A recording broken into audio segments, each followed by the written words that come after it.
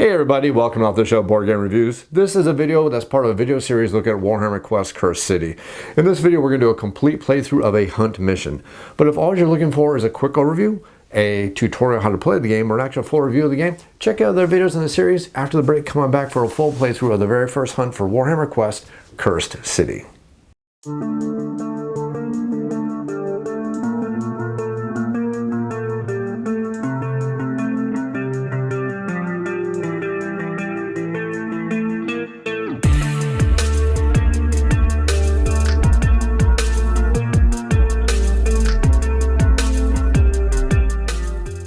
Now, before we get everything rolling here, just understand this is going to be a playthrough of a hunt mission.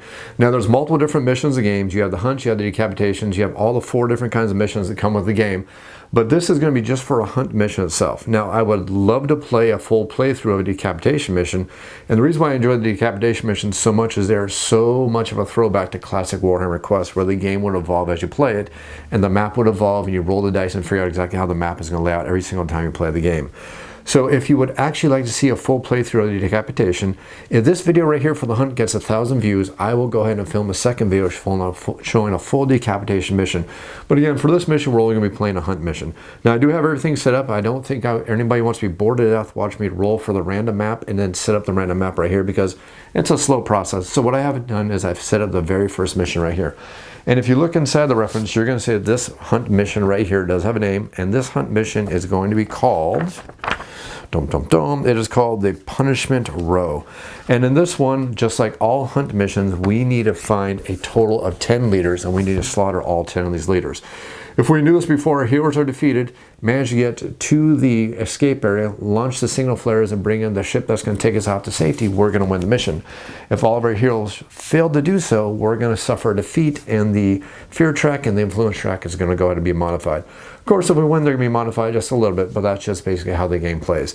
So I do have this very first mission set up, and the only thing I've set up is I set up the heroes and the map itself. The very first thing we need to do once we have everything set up is we need to figure out exactly which kind of bad guys are going to come out on the board. But before we do that, let's go ahead and introduce our heroes and be going on this very, very exciting mission into the Cursed City. Now, before we go anywhere, I want to introduce every single one of our heroes.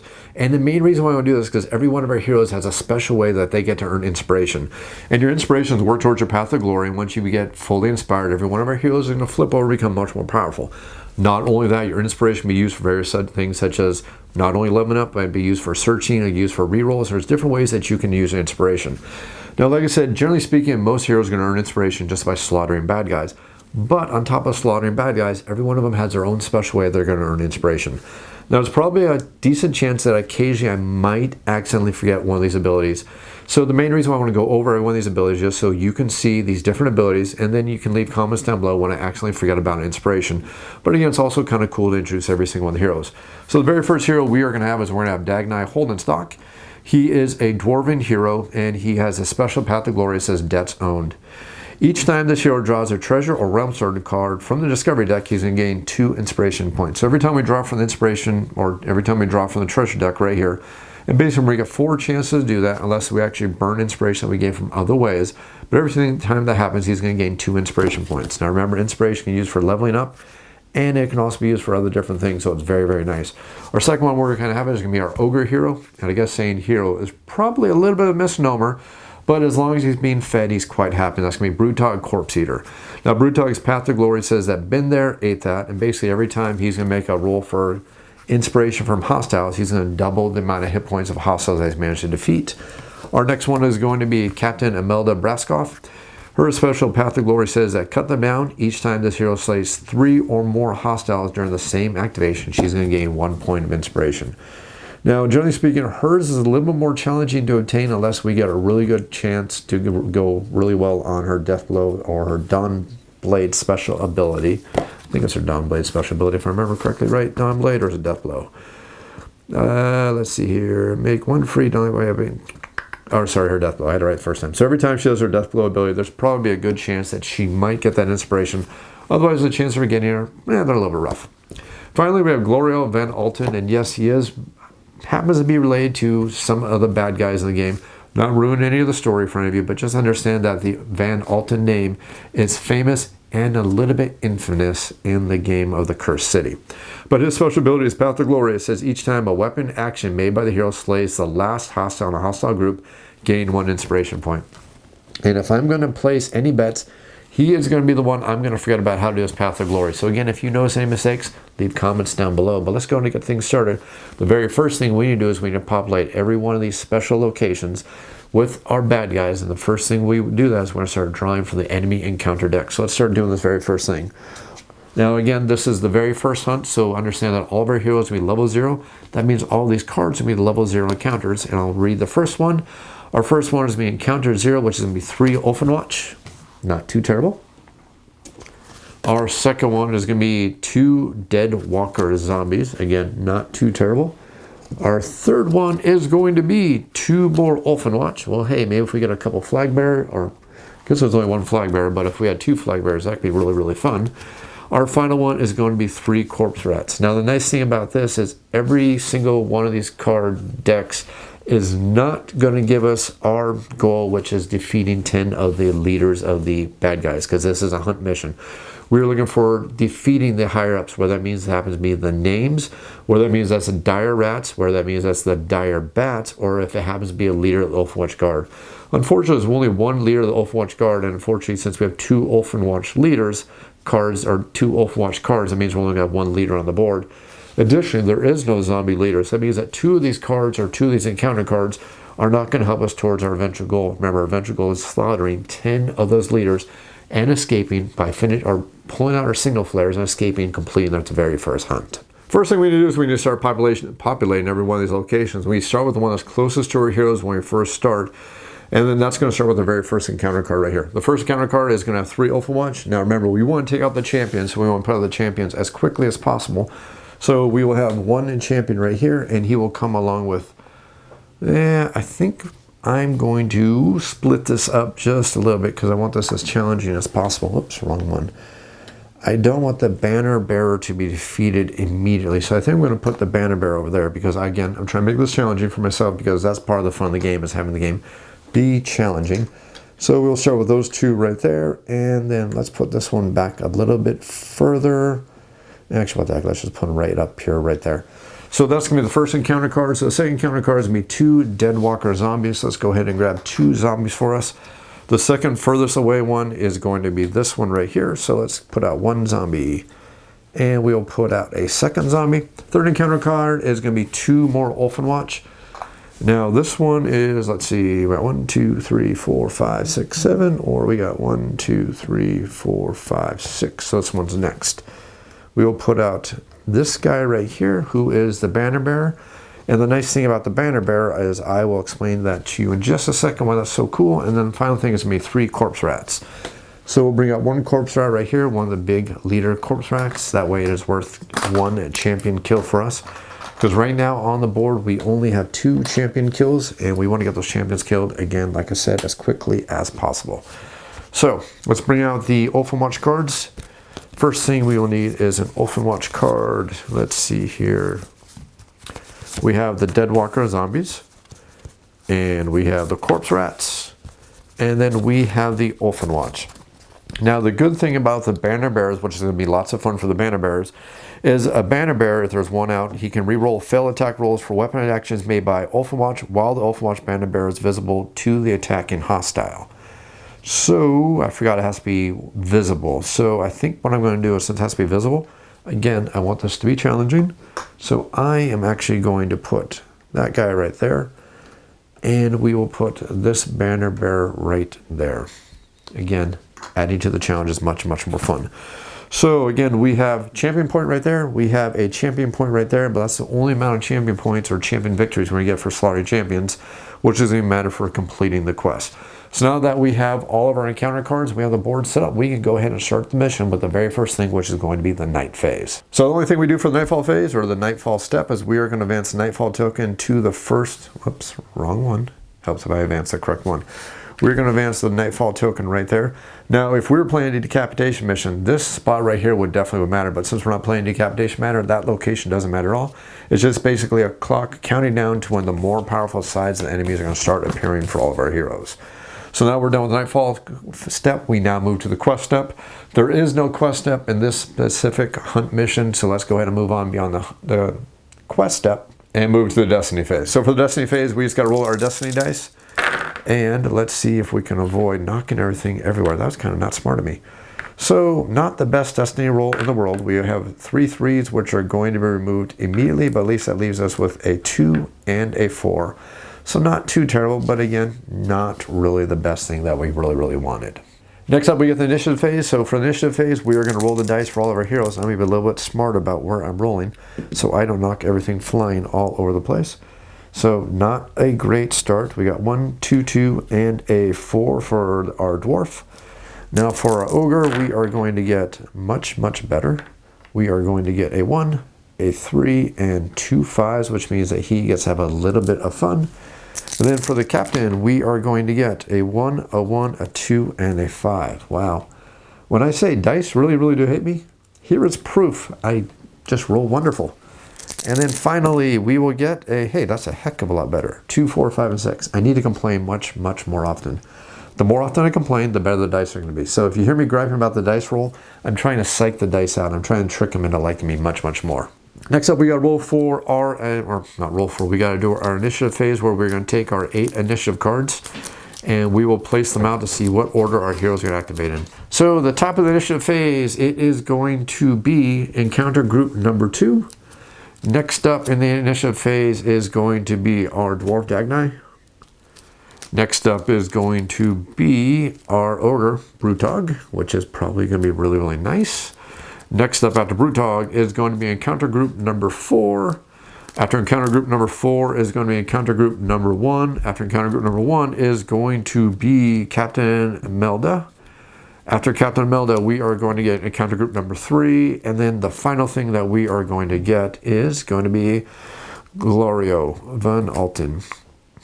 Now, this is the time where we can use any of special abilities, especially when we're talking about Glorio, because he does have the special ability that he can actually adjust the initiative step and he can move his initiative place with another player in the initiative step if it is going to be something good for him. Now, if there's a multiplayer game, you have to ask the permission of the player controlling that specific hero, but since I'm playing a solo game here, that's not really going to matter. But before I need to do that, I need to figure out if I want to do any gambits. Now, gambits allow us to switch spaces with any enemies if we want to prevent them from activating. Now, encounter group number 2 is the one that is going to be in the lead, and that's the one that happens to be the 2 Deadwalker zombies. Not really worried about them too much, so them going first could actually be a good thing because they will go, and then the dwarf will go who gets range attacks, although he would have to be in this space right here to make range attacks. So I definitely have to move into this space right here. So do I want to do any gambits? I don't think I want to do any gambits. Do I want to use Glorion's power though? That's the big question. Because right now he is going dead last. And am I okay with him actually going dead last? That's the huge question going on right now here. Do I really care if he goes last? Well, I think what I'm going to do is I'm going to take a moment here as I'm going to adjust these hero cards because reading them upside down is going to give me a little bit of a problem. So I'm going to turn them sideways so I can read them a little better. And then we'll come right back to the fun things. Now, the really big advantage of me turning all the cards so I can actually read them is it allows me to realize I was making a mistake. It's not Glorio who gets the ability to do the battle tactic adjustment. It's actually the captain, and the captain is one I actually really would like to do this with because that way she can activate a lot sooner. Because this is her initiative card right here, and I would like her to activate a lot sooner, and I can actually switch spots with the dwarf right here, who I really don't need to activate this quick and this early. So we're going to go ahead and use our battle tactics ability, and we are going to switch initial spots with the dwarf. And that means that right after the undead get to go, that means that the captain and then the ogre get to go, which actually works out awesomely, and that works out perfectly. So now that we've figured out our initiative, now that we've done our gambit step, we can actually move on to the action phase. So the first thing we do for the activation phase is the hostile group number 2 is going to activate, and that is going to be the Deadwalker zombies. So look at the Deadwalker zombies. We'll need to roll what kind of action they are going to do. On the behavior table, I will roll it right there, nice and even, be a number 11. It says, Impaling Cursebriar. Each acting hostile makes an advanced action. If a hero suffers damage from that action, or that advanced action's weapon action, they are trapped. It basically means that you get stuck on the rebar or whatever happens to be holding these zombies in place. So our Deadwalker zombies have a movement of 2, so we're simply going to go 1, 2, and 1, 2, because they will try to stay as grouped up as possible. At least that's what the enemy AI does. So that's the first thing done. The next thing we get to do is now the Captain Imelda gets to activate. So the first thing we're going to do for the Captain is we are going to spend our action dice, and we're going to use this for a move action. Now the Captain does have a movement of 3, which is more than adequate, and luckily we can get where we want to go, because if I defeat 3 bad guys with her in 1 turn, that means that she's going to get an inspiration point because of her special ability. Plus, it's also going to give her a good chance to get an inspiration point from her inspiration roll at the end of her activation. So we spent the activation die. We have movement of 3. We will go 1, and we will end our turn right here, which means we are adjacent to both of these enemies. That's it for activation die. Our second activation die is we are going to go ahead and use a melee attack, and we're going to use Dawn Light. Now, the first thing we need to do for Dawn Light is we need to announce the target that we are attacking. I don't think we're going to attack the Captain. We are actually going to attack the Banner Bearer. The Banner Bearer should only have 2 wounds, which basically means as long as I hit, it's going to be defeated, because a regular hit's going to be 2 points of damage, a critical hit's going to be 4 points of damage. So let's go ahead and use our first attack with our Dawn Light, and we will get a hit for 2 points of damage. So this guy is taken out. We'll place him over on the encounter card. That's our first enemy defeated. So let's go ahead and use our second attack. This one is going to be against this spear wielder right here, not quite the Captain. And we will get, that's 4 points of damage, so he is going to be defeated. That's a nice, easy defeat right there. And then for our third attack, which is a 5+, which is still the Dawn Light special ability. Now, I believe the Captain does have 1 extra hit point, if I can remember correctly. Let me double check. Yes, he has 3 hit points, which means I need to get a crit to take him out, or I may be spending a destiny die right here. I will roll, and I will get a regular hit doing 2 points of damage. Not quite enough to defeat him, but again, I want to defeat him, because if I defeat him, I'm going to get an inspiration point. So I will go ahead and use 1 destiny die, and I will roll for my final attack. And we'll get the crit. Could have used the crit just a moment ago, but still not a big deal. So he is defeated. He is removed from the board. So our path to glory says that if we defeat 3 enemies in 1 turn, we are going to gain an inspiration point. So let's go ahead and gain our inspiration point. I'll place it right there. And now that we're done with the activation, we need the total amount of hit points of damage that we did for this turn. So we did 2 plus 2 plus 3 is going to be 7. So if I roll a 7 or less, we're going to gain another point of inspiration. I rolled a 3, that's going to be another point of inspiration. We now have 2 points of inspiration, 1 more, and we can level up to our inspired side. That's it for the hero. Let's go ahead and move on to our next hero, which is going to be the Ogre. Now, the Ogre just needs to smash and destroy and tear a whole bunch of things apart. And his basic attack does 2 or 4 points of damage for his Marrow Masher. And he can do that attack twice. Unfortunately, we don't have the Tenderizing Blow because we did not get a 6+. But I think we could probably defeat a couple different enemies. So before I do that, I need to remember to advance the truck right here, signifying that we did defeat a captain, or champion, I should say. And let's just do this nice and quick and easy. I think we're just going to go ahead and just start. See, what's his movement? His movement is going to be 3. So we go 1, 2, 3. Nah, not really that great. I think we're just going to go 1, 2. Take out these 2 zombies. If I defeat both of them, that's going to be pretty much a guaranteed inspiration because they each have 3 wounds apiece. So let's go ahead and spend 1 of our dice to do a move action, and we'll go 1. And I want to be closer this way, or I want to be closer that way. Where are my heroes going to go? I think we're going to go, let's see, we'll go 1, 2, and then we will attack both of these undead right here. Our very first attack that we are going to do, we are going to use Gut Gouger, and that means we get to roll 2 of the 8-sided dice. If one of these is a crit, I can take out my first zombie. I got a crit. So the crit does 3 points of damage. The zombie only has 3 hit points. That is 1 zombie that is defeated. Put that zombie right there, nice and easy. And then, let's see here. I think we are just going to do a Marrow Masher for his second attack. So Marrow Masher for his second attack. I need a crit. I got a crit. That's 4 points of damage. He is defeated. I still have 1 activation die left to go. So do I move up towards this way so we take out the rats? Or the rats move a total of 3. So I'm going to go 1, 2, 3. So I could just end my turn right there. Or I could even end my turn right there. Let's see, 1, 2, 3. Yeah, I think that's what I'm going to do. We're going to spend our last die. We're going to move 1 and 2, and actually that is a terrible idea because if these spawn right here, that means we're going to take 2 points of damage. So let's not do dumb ideas. Dumb ideas are dumb.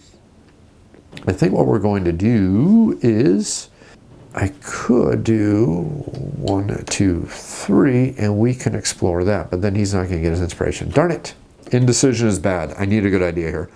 I think we are just going to end our turn right. It's probably the best thing to do. So that is it for this hero. Now activation group number 4, which is going to be the corpse rat. So corpse rat groups move a total of 3. So I need to roll on their behavior table to figure out exactly what the corpse rats are going to do. We will roll a 7. It says Sewer Swarm, remove all wound counters from all acting hostiles, then each acting hostile makes an advanced action. So they do have a movement of 3, so this is pretty darn easy. So we're going to go 1, 2, 3. I guess I could have moved up, that was dumb of me. 1, 2, 3, and then 1, 2, 3. Actually, I think I did the right decision. Probably going to be the right decision. So that's going to be it for the corpse rats. So that is activation group number 3. Now we're going to go to activation group number 1. Now, since there's are not any of these left on the board anymore, we're simply going to remove them. We are going to remove their encounter card. It's going to be discarded, and we will replace that with the next encounter up in line. So we are done with that. That's encounter group number 1. And then we need to go over to Agni, hold in stock to figure on Dagni. So Dagni has a couple different options he can do. He does have a special ability with his harpoon gun, which allows him to get some of these locations without actually moving too darn close. And again, remember, if we get those, if we get treasures, we're going to gain inspiration. Inspiration is definitely a good thing here. So I am going to spend 1 movement die, and that'll be 1, 2, 3 points of movement. And she don't have line of sight, I need to be further up. So we'll spend this to go 1, 2, 3.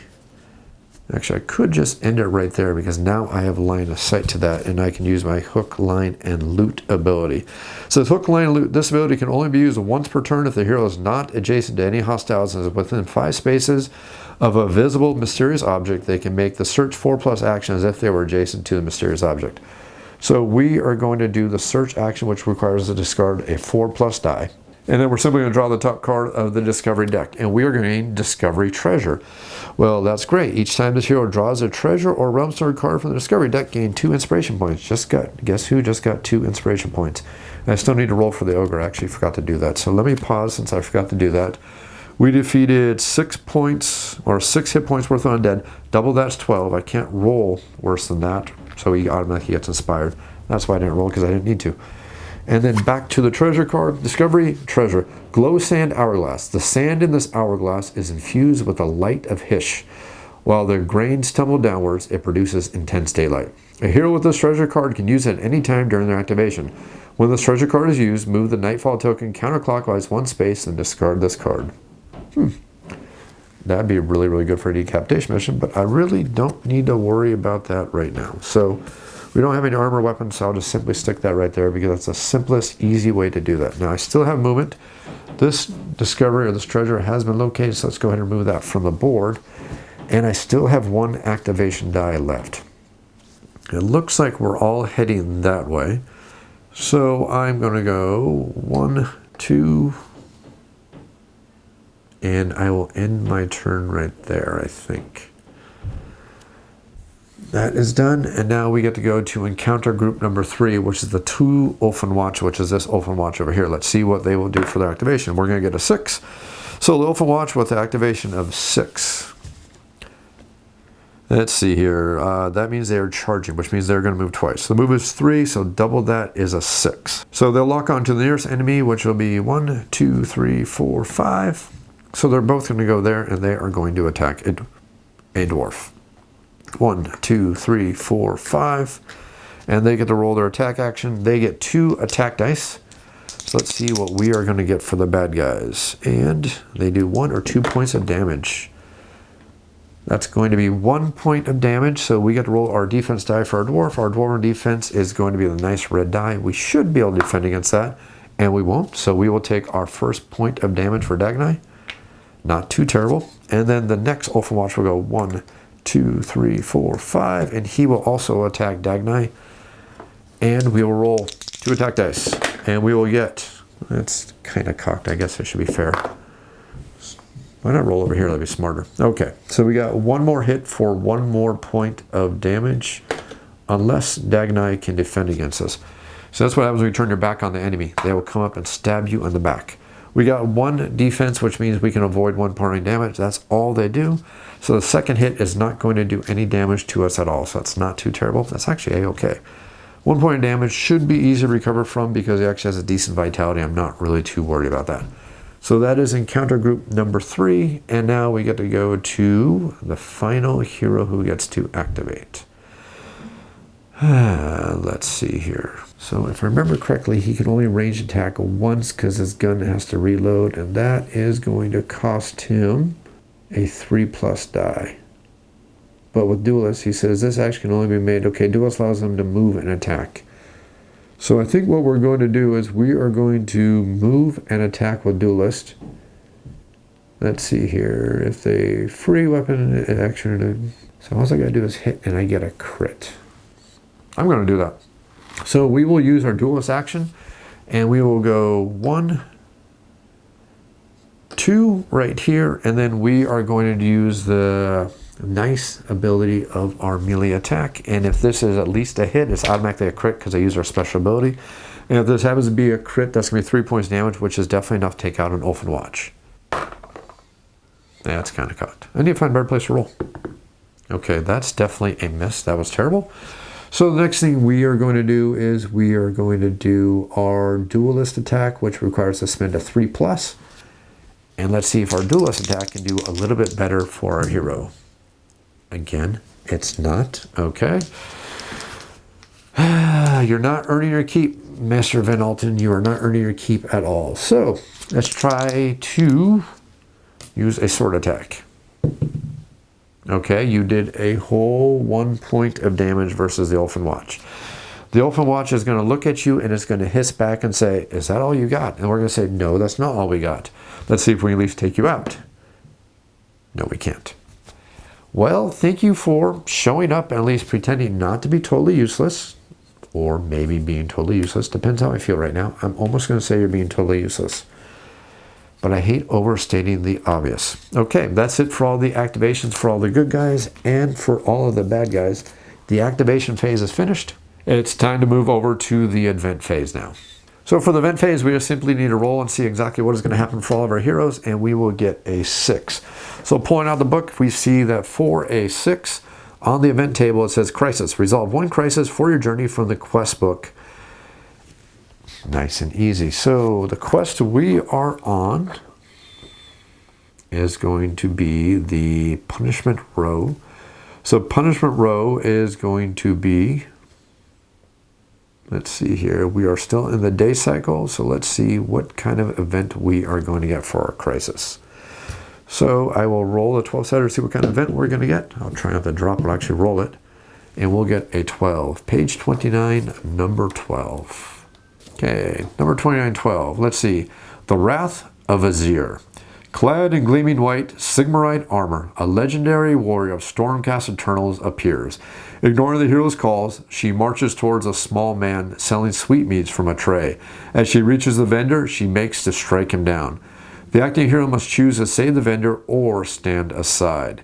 If they choose to save the vendor, turn to entry 92. If they choose to stand aside, turn to entry 1, 2, 3.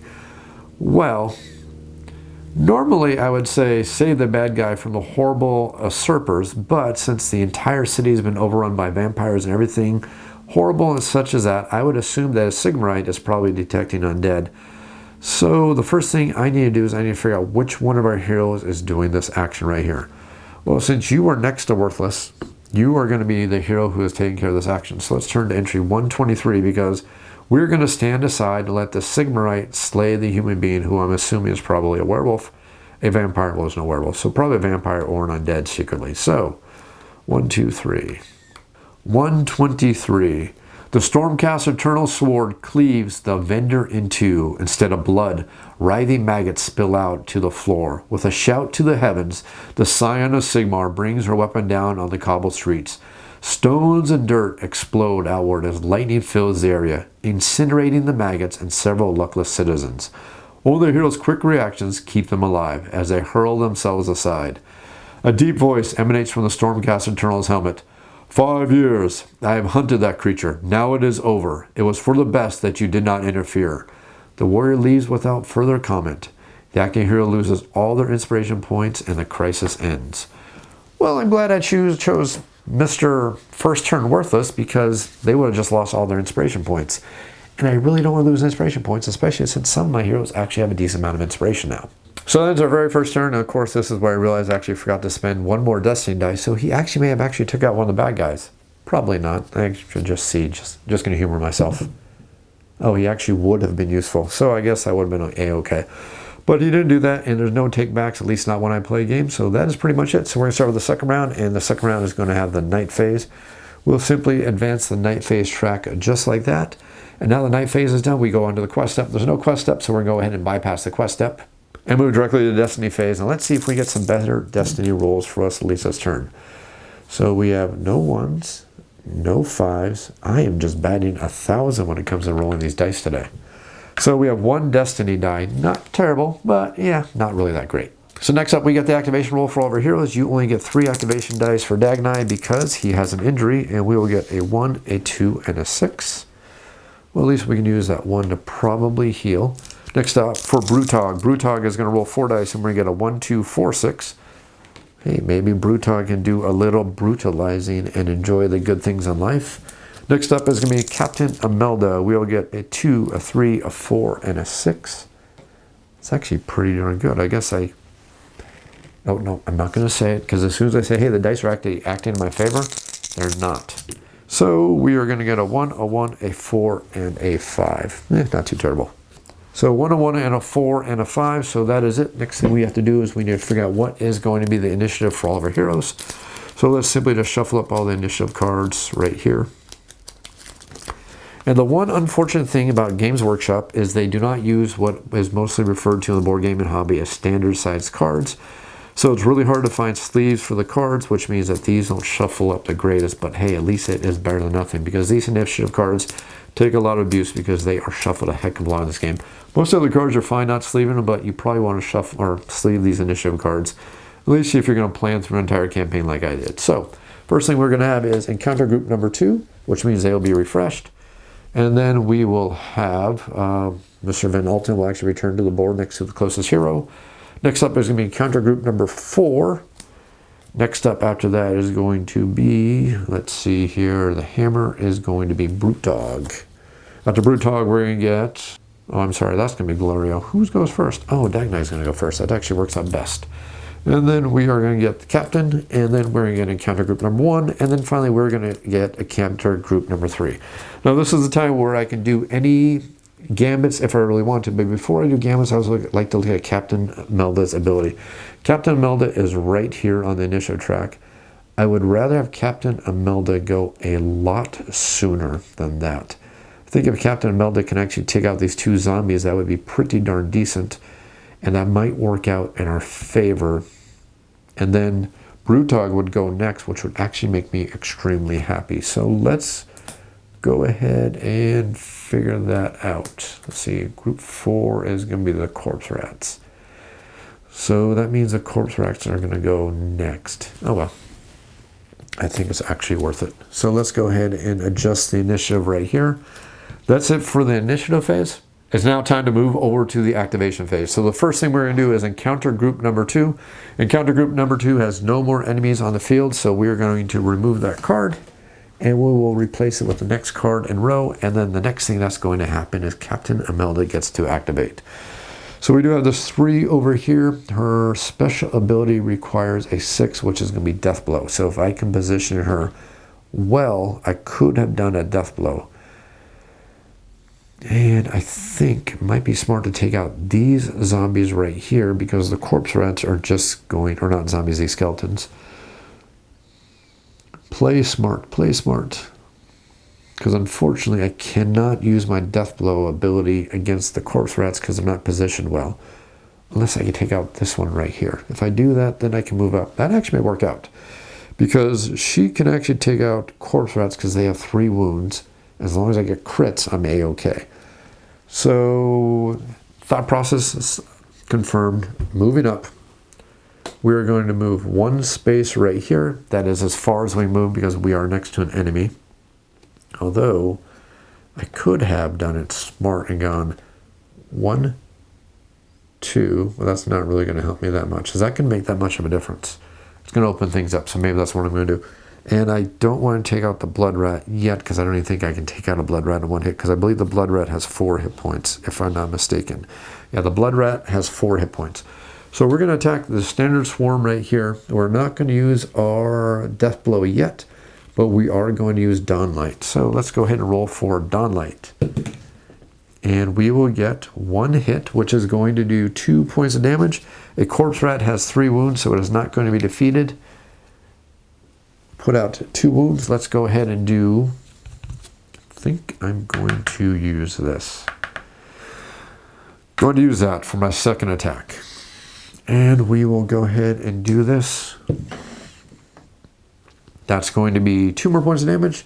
So that's a total of 4. This is defeated. We will put this one back over here on encounter card number 4. And let's see here. Now I will advance to right here. And now I'm going to go ahead and do my death blow. Now death blow, it allows me to attack everything adjacent. So death blow says this action will be made once per turn. Pick 2 hostiles that are adjacent to each other, or 2 hostiles in the same space. These hostiles must also be adjacent to this hero. Make 1 free Dawnlight weapon action against each of these hostiles. So that means I get to attack twice. So the first roll we are going to make against this guy right here, which is the non-blood rat. Non-blood rat, we will get a crit. That's going to be 4 points of damage. He is defeated.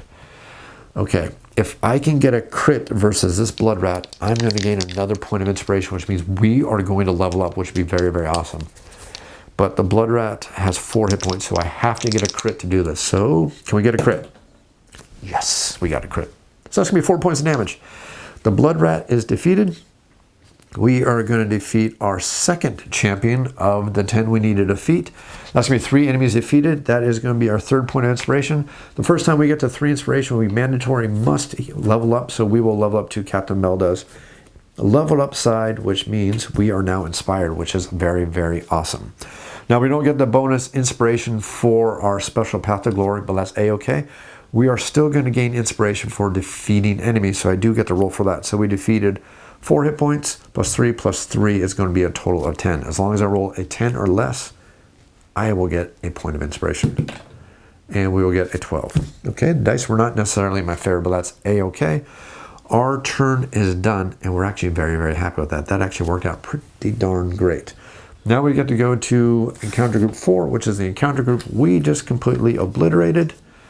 Let's go ahead and put the corpse rats over there, and encounter group number 4, you are gone. Next encounter group number 4 is there, and now the ogre gets to go. And the ogre is looking mighty hungry. 1 point to move right here. And do we want a tenderizing blow? Yeah, I could have just rolled a barge, but no. We are just going to do a standard attack. First thing we're going to do it against is this injured Ulfenwatch right there. And we will get a miss. That's not good. Let's do Marrow Smasher. And we will do 2 points of damage. So this guy is defeated. He goes to encounter card number 3. And we have 1 attack die left. Oh, do we want to go for the Marrow Masher? It's going to defeat him. Yeah, we're going to go for the Marrow Masher, because if I at least hit, it's going to be 3 points damage. So I just need a hit, and a crit means we are going to obliterate that skeleton, and we will get a hit. So we hit. We have defeated that skeleton. It is completely dead. That means that all enemies, at least for now, are dead on the board. So we don't have any more action dice left. We do get to roll for inspiration, so we defeated 4 total hit points worth, so we're going to double that because of our Path to Glory means I need to roll an 8 or less to get inspiration. And, of course, I got a 9. So he doesn't get inspired, so his turn is over. Initiative card is done. Next up is going to be, let's see here, Galaro is going to come back. Now, he gets to come onto the board next to any hero. So the smart thing for me to do would be put him right there on that space. And then we will spend this 4 right here, and we're going to do a search action right here on this location. And we will draw the top card of the treasure deck, or discovery deck. Discovery treasure, vengeful mirror. This mirror can provide more protection than any steel shield until it breaks. A hero with this treasure card can use it to immediately after suffering 1 damage point from an adjacent hostile's weapon action. When this treasure card is used, pick a hostile adjacent to this hero. That hostile suffers 1 damage and the hero does not suffer that 1 damage point. Then discard this card. Okay, that's pretty much it. That is great. Let's go ahead and move up to the next action we want to do for this hero. Okay, Event Alternate has 3 activations left to go, and we have 2 movement dice and a search die. At least that's what those dice are telling me right now. So we're going to take one of these, move it over here. But before we do that, we are going to do a free exchange action, because we can exchange with any other adjacent hero as a free action without using any of our dice. So we'll take this discovery card, and we're going to hand it right over to Captain Imelda. And this is going to be really good because it's the Vengeful Mirror. Since she does a lot of melee, there's a good chance that she may take at least 1 hit, and then she can use that nice magic item. So we use our 1 movement die, and we have a movement of 3. So that's going to be 1, 2, 3, and nice and easy like that. We will spend this die right here to do a search action. We will remove this search item from the board, and then we will draw a card and see what we're going to get. Discovery, crisis. He is a man living in total crisis because he seems to be finding all of our crisis cards. So resolve 1 crisis for your journey from the quest book. So let's go ahead and pull out the quest book and see what kind of crisis we are going to endure. And we are doing a hunt, so we will turn to the section for the hunts. It is still daytime, so we are going to roll on the daytime chart right here, and we will get a 2. So we see that this one is going to be number 20, page 28, section number 2. 28, number 2, burn the traitor. Cries, oops, wait, hold on. Actually, no, I can keep on reading this. Let's see, cries of burn them, echo around the heroes as mob rallies nearby, carrying a citizen that is chained up from head to foot. The acting hero must choose to intervene and help the citizen or ignore their plight. If they choose to intervene, turn to entry 80, page 35. If they choose to ignore their plight, turn to entry 145 on page 42. Well, I think since this is all he's been doing is being our spokesperson for our group, so he's kind of like the face of our group, he is going to decide that he is going to be the hero who is active hero for this crisis. And I think this time we are going to choose to intervene. So we're going to turn to entry 80 on page 35. So entry 80, page 35 states, the hero intervenes for who could watch an innocent burn in the name of fear alone. If the acting hero is a stalwart or a lore master, they use their impressive stature or excellent reasoning skills to prevent the mob from enacting summary justice upon their victim. Let's see here. Are we a lore master or stalwart? We are a blade, if I remember correctly, right? We are a blade. Yep, we are a blade. Unfortunately, that is not going to help us at all. So we are neither one of those options. So we'll bypass that. If the acting hero is a blade or an execution, they need to get rough to get the job done. The acting hero makes 1 free weapon action as if the target was adjacent and visible. The result is a critical success. The crowd are threatened enough to release their victim. The acting hero gains 1 inspiration point and the crisis ends. So I won't read the rest of it unless we fail. So we are going to make 1 free weapon action, and we want to get a crit. So I want to roll 2 dice versus 1 die.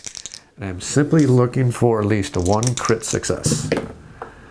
And we got 1 critical success. So if the result is a critical success, the crowd are threatened enough to release their victim. The acting hero gains 1 inspiration point and the crisis ends. So let's go ahead and give us 1 inspiration point. We have earned it for being the hero and the face for our group of intrepid adventurers. So that's the end of the crisis for that character. That is the end of that character's activation. Let's go ahead and put that over here in the discard pile right there. And the next thing we will do, since he is actually finished, we will go to our final hero right now. Now I have a couple different options with this hero, and I think I should heal. So the first thing I'm going to do is I'm going to do a recovery action. Now to do a recovery action, all we need to do is get rid of a die that has a 1+ on it, and then we are going to make a vitality roll. So his vitality is a D8, and I'm looking for anything kind of a success at all. So we got a crit. That would allow us to relieve a grievous wound. We have a regular wound. Don't need to worry about it. We're actually doing really darn good. That actually was fantastic. Now a couple of different options. I would love to be able to get over to this, and I don't know if I can. 1, 2, 3. Couldn't get there to get line of sight.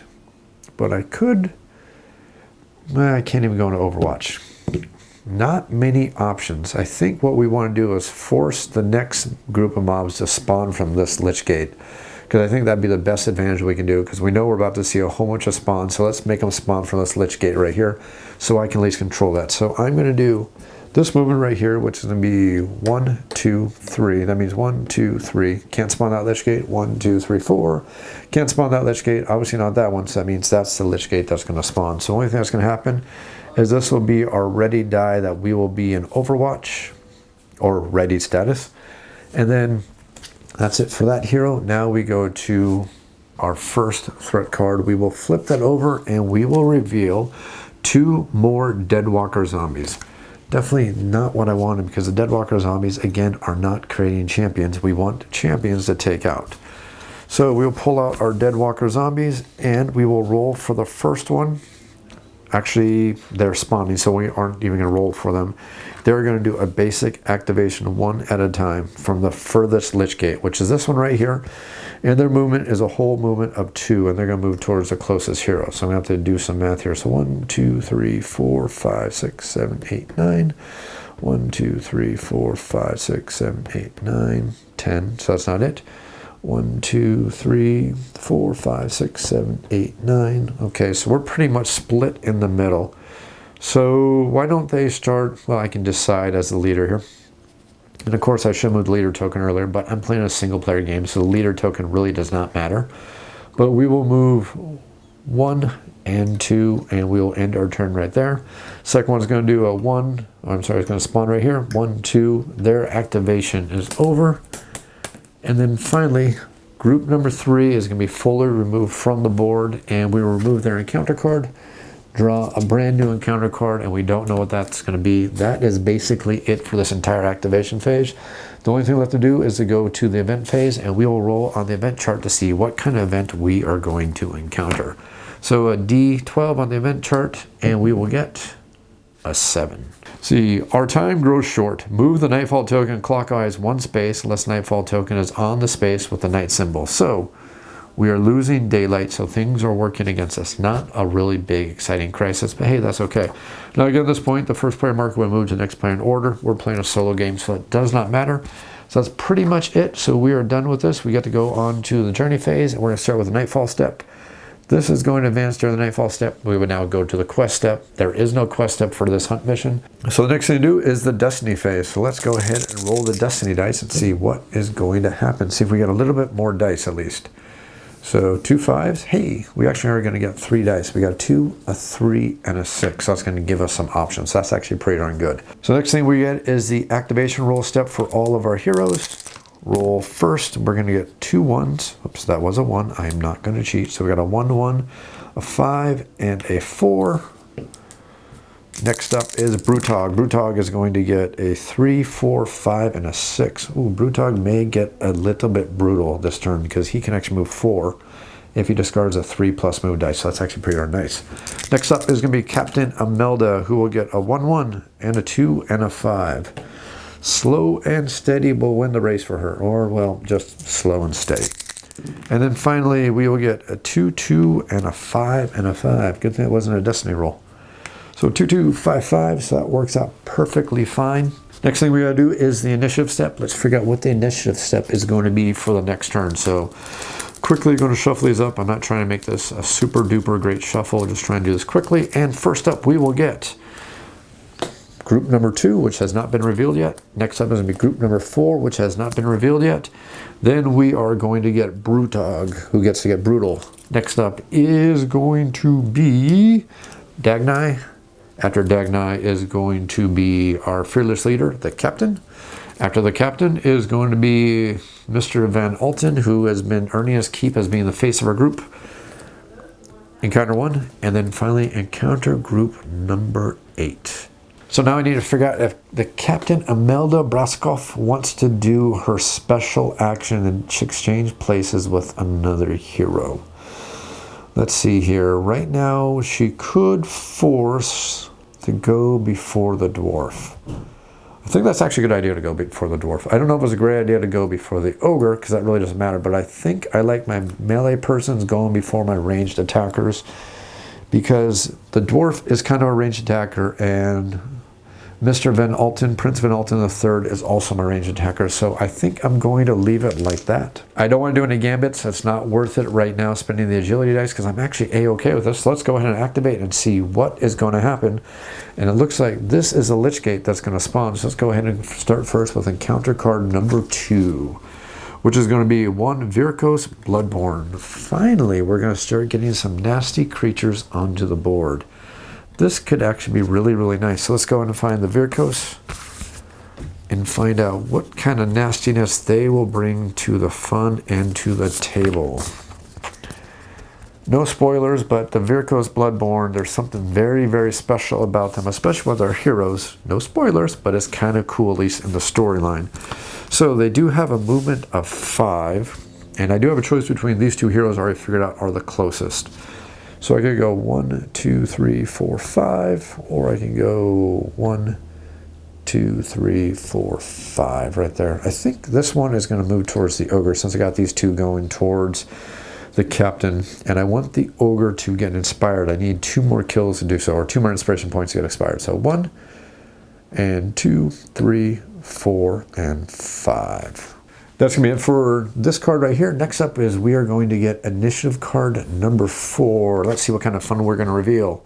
3 more Deadwalker zombies. Again, we're not getting the champions we need because we want to defeat the champions. At least we got 1 champion right there, so I don't think we're going to get our champions before nightfall. So this might be a little bit more of a challenging adventure here. So we need to get 3 more Deadwalker zombies. So 1, 2, and 3 more Deadwalker zombies. Where do I want these guys to go? I think I want them all to go towards Brewdog because I want Brewdog to go ahead and level up. So 1, 2, spawn here, 1, 2, and then spawn here. I think this one is actually going to move that direction because that actually makes a heck of a lot more sense because this will be blocked. I think let's just make this more fun. Let's go 1, 2, just like that. So that is it for that spawn, and now we get to have Brewdog who gets to activate and decide to be brutal. Now the Virkos Bloodborne are tough. They take 6 wounds to take out, but luckily I got these wonderful Destiny dice. And I also have my Tenderizing Blow. This is going to be very, very tenderizing and not be a very tender moment for the Virkos. Okay, bad joke. So we will spend 1 Destiny die for Brewdog, who's going to go, wait, I want to move 4, right? 1, 2, 3, 4. Yeah, I want to move 4. So I'm going to discard the 3, so that way I got a run action. Because my run movement happens to be 4. So we're going to go 1, 2, 3, 4. We're going to stare that vampire right in the face, tell him he has very, very bad breath, and then we are going to take him out. So we are going to use our Tenderizing Blow attack. So we get to do a Marowalker attack, and this is either going to do 3 or 5 points of damage, possibly almost coming close to taking him out in 1 hit. Very, very close because he only has 6 hit points. The only disadvantage to these guys is the fact that these guys, I think they have armor. Yep, if I roll a 9 or 9, they get to ignore any damage. So I'll roll a d12 with the roll at the same time. If the 12 sided is a 9, no damage at all, it doesn't matter what I roll. Okay. No damage at all because I got a 9+, so all the damage is avoided as he definitely turns into mist and our hammer goes right through him. That's kind of lame. So the next thing we will do is we will do our Marrow Masher again. See if we can hurt him. This guy is like super, super ninja dexterous. So he turns into mist. We hammer right through him, completely missing again. Okay, we are going to go for a Marrow Masher attack again. Come on, do something good. All you got to do is ask for it. So that's going to be 4 points of damage to the vampire. So there is 4 damage right there. Did not turn into mist, and now I have 1 final attack. Let's see here. I will take this, and this is going to be a Gut Gouger attack, so that's going to be 2 8-siders. As long as I hit, I get to take him out because he only has 1 hit point left. Wait, no, he has 2 hit points left. I need a crit. I need a crit, and he should not dodge. Didn't get either. Okay, so... do I spend another Destiny die? Your initiative is, which is your initiative? You are initiative number 2, so you're not going to attack anymore this round. But it doesn't mean I don't want to take you out, because I would love to level up Brutog. Let's level up Brutog. Let's spend the other destiny die, and hopefully we can get a crit. All I need is a crit. And I'm not going to get it. Gosh darn it. So this vampire is going to sit there and it's going to be breathing down our throat for at least the next couple of moments. Let's hit a Brutog's turn. Let's go ahead and go to Captain Imelda. So Captain Imelda can go 1, 2, 3, 1, 2, 3. Oh, this is not fun. Yeah, at least I get my death strike in, so that's kind of good. So discard 1. Then we'll go 1, 2, 3. We will discard another 1. And we'll go 1, 2, 3. And then we will discard this for another movement. And we will go 1, 2, like that. And since we're adjacent to a mob, we cannot use any of our movement points. But we do have a 5, which means we should be able to use our death blow ability. I believe when you level it up and use that 5, we can. So we are going to target 2 hostiles with our Dawn Light attack. We have 2 8-siders. So the first one will be against this undead right here. And it's going to do 3 or 4 points of damage. So either way, it is going to die as long as I hit. I hit. It is dead. That is 1 removed from the board. Oops, sorry. Let's see here. That is the double Death Walker zombie right there. Second attack versus the second one. 4 points of damage. It's dead. So this encounter card has been pretty much done away because I think there's only 2 zombies. That one, the other one has the 3 zombies. So that is it. That's all for our action dice. We did 6 points of damage. Let's see if we get a point of inspiration. Not going to get any inspiration. That's not a big deal, but our turn is now over. Now Dagnai Holdenstock gets to go. Does Dagnai take out the vampire? Does Dagnai go for the treasure? Could go 1, 2, 3, 1, 2, and then from there I can attack twice. I could do the reel them in with my harpoon gun because I do have a 4 and a 5. Now I believe the harpoon gun can only be used once per round. I believe. Let me double check. This weapon can actually be used once per turn.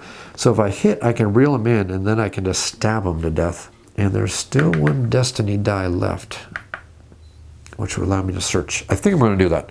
So strategically, this is going to work out really, really well. So we're going to spend 1 action die to go 1, 2, 3.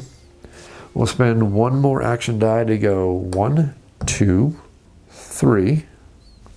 And then we will spend this action die right here to use our belaying axe, which is going to do 2 or 3 points of damage as long as I score a hit. As long as I score a hit, he's dead. Okay, as long as I score a hit and he doesn't turn into mist on me again. Darn it! Do I do it? Going to try 1 more time to see if I can reel him in. Come on, do something. Do I spend a point of inspiration for a reroll? I can spend 1 point of inspiration right now for a reroll. I'm going to spend an inspiration die. And I get to reroll this attack, which means he gets to dodge again. Oh, Jenny. Dirty dog. He dodged again. Well, spending that destiny die. Vampire needs to die. They do a lot of damage. That does it. So that'll do 2 points of damage. I didn't get the treasure like I wanted to. Oh well. So he's going to take 2 more points of damage. 2 plus 4 is 6. That is enough to defeat the vampire. The vampire does have 6 wounds. So I will get to roll for the vampire, the Bloodborne, and see if I get a 6 or better to get my point of inspiration back. Would love to get my inspiration back. I'm not going to get my inspiration back. Not exactly what I was hoping for, but not as terrible as it could have been. His turn is over. Now let's get to go to our hero right here. And can you at least earn your keep and take out a zombie? At least take out 1 zombie. Come on, you've got to be able to take out a zombie, right? You can't be that horrible today. You'll come back on the board right there. Actually, do you have a 6? Because you need 6 for your duelist. Darn it. Use up the 6. Darn it. Nope, I guess you are just going to go right there And the first thing that we will do is we will use our melee attack, which is going to be 1 and 3 points of damage. Spend that. Take out a zombie. We are going to do 1 point of damage to the zombie. Unfortunately, the zombie does have 3 wounds. Second attack on the zombie. Okay, you're just not really worth it today, are you? Third attack on the zombie will be a shot. Unfortunately, it does have to reload, so we won't be able to use it again. But that's okay. I might actually hit him. So that will do 3 points of damage. 3 plus the 1 that's already on him will defeat the zombie. This zombie is going to be removed. I have 1 die left. What do I want to do? I'm going to go, it's a run die. So I'm going to go 1, 2, 3, 4.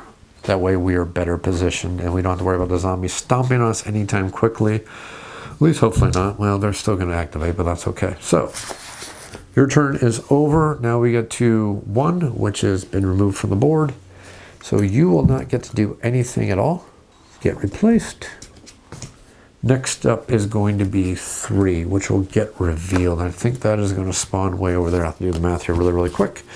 So we get a bat swarm. So we're going to get a dire bat plus a bat swarm plus a miniature bat swarm. So because we have 3 bats in this encounter. Pull out the bat swarm. But the first thing that needs to happen with the bat swarm is the fact that we need to figure out exactly where they're going to spawn. 1, 2, 3, 4, 5. 1, 2, 3, 4, 5, 6. 1, 2, 3, 4. Yeah, just pretty much way over there. Shouldn't even be a question. So they are going to activate. Bat swarms do have a move of 5.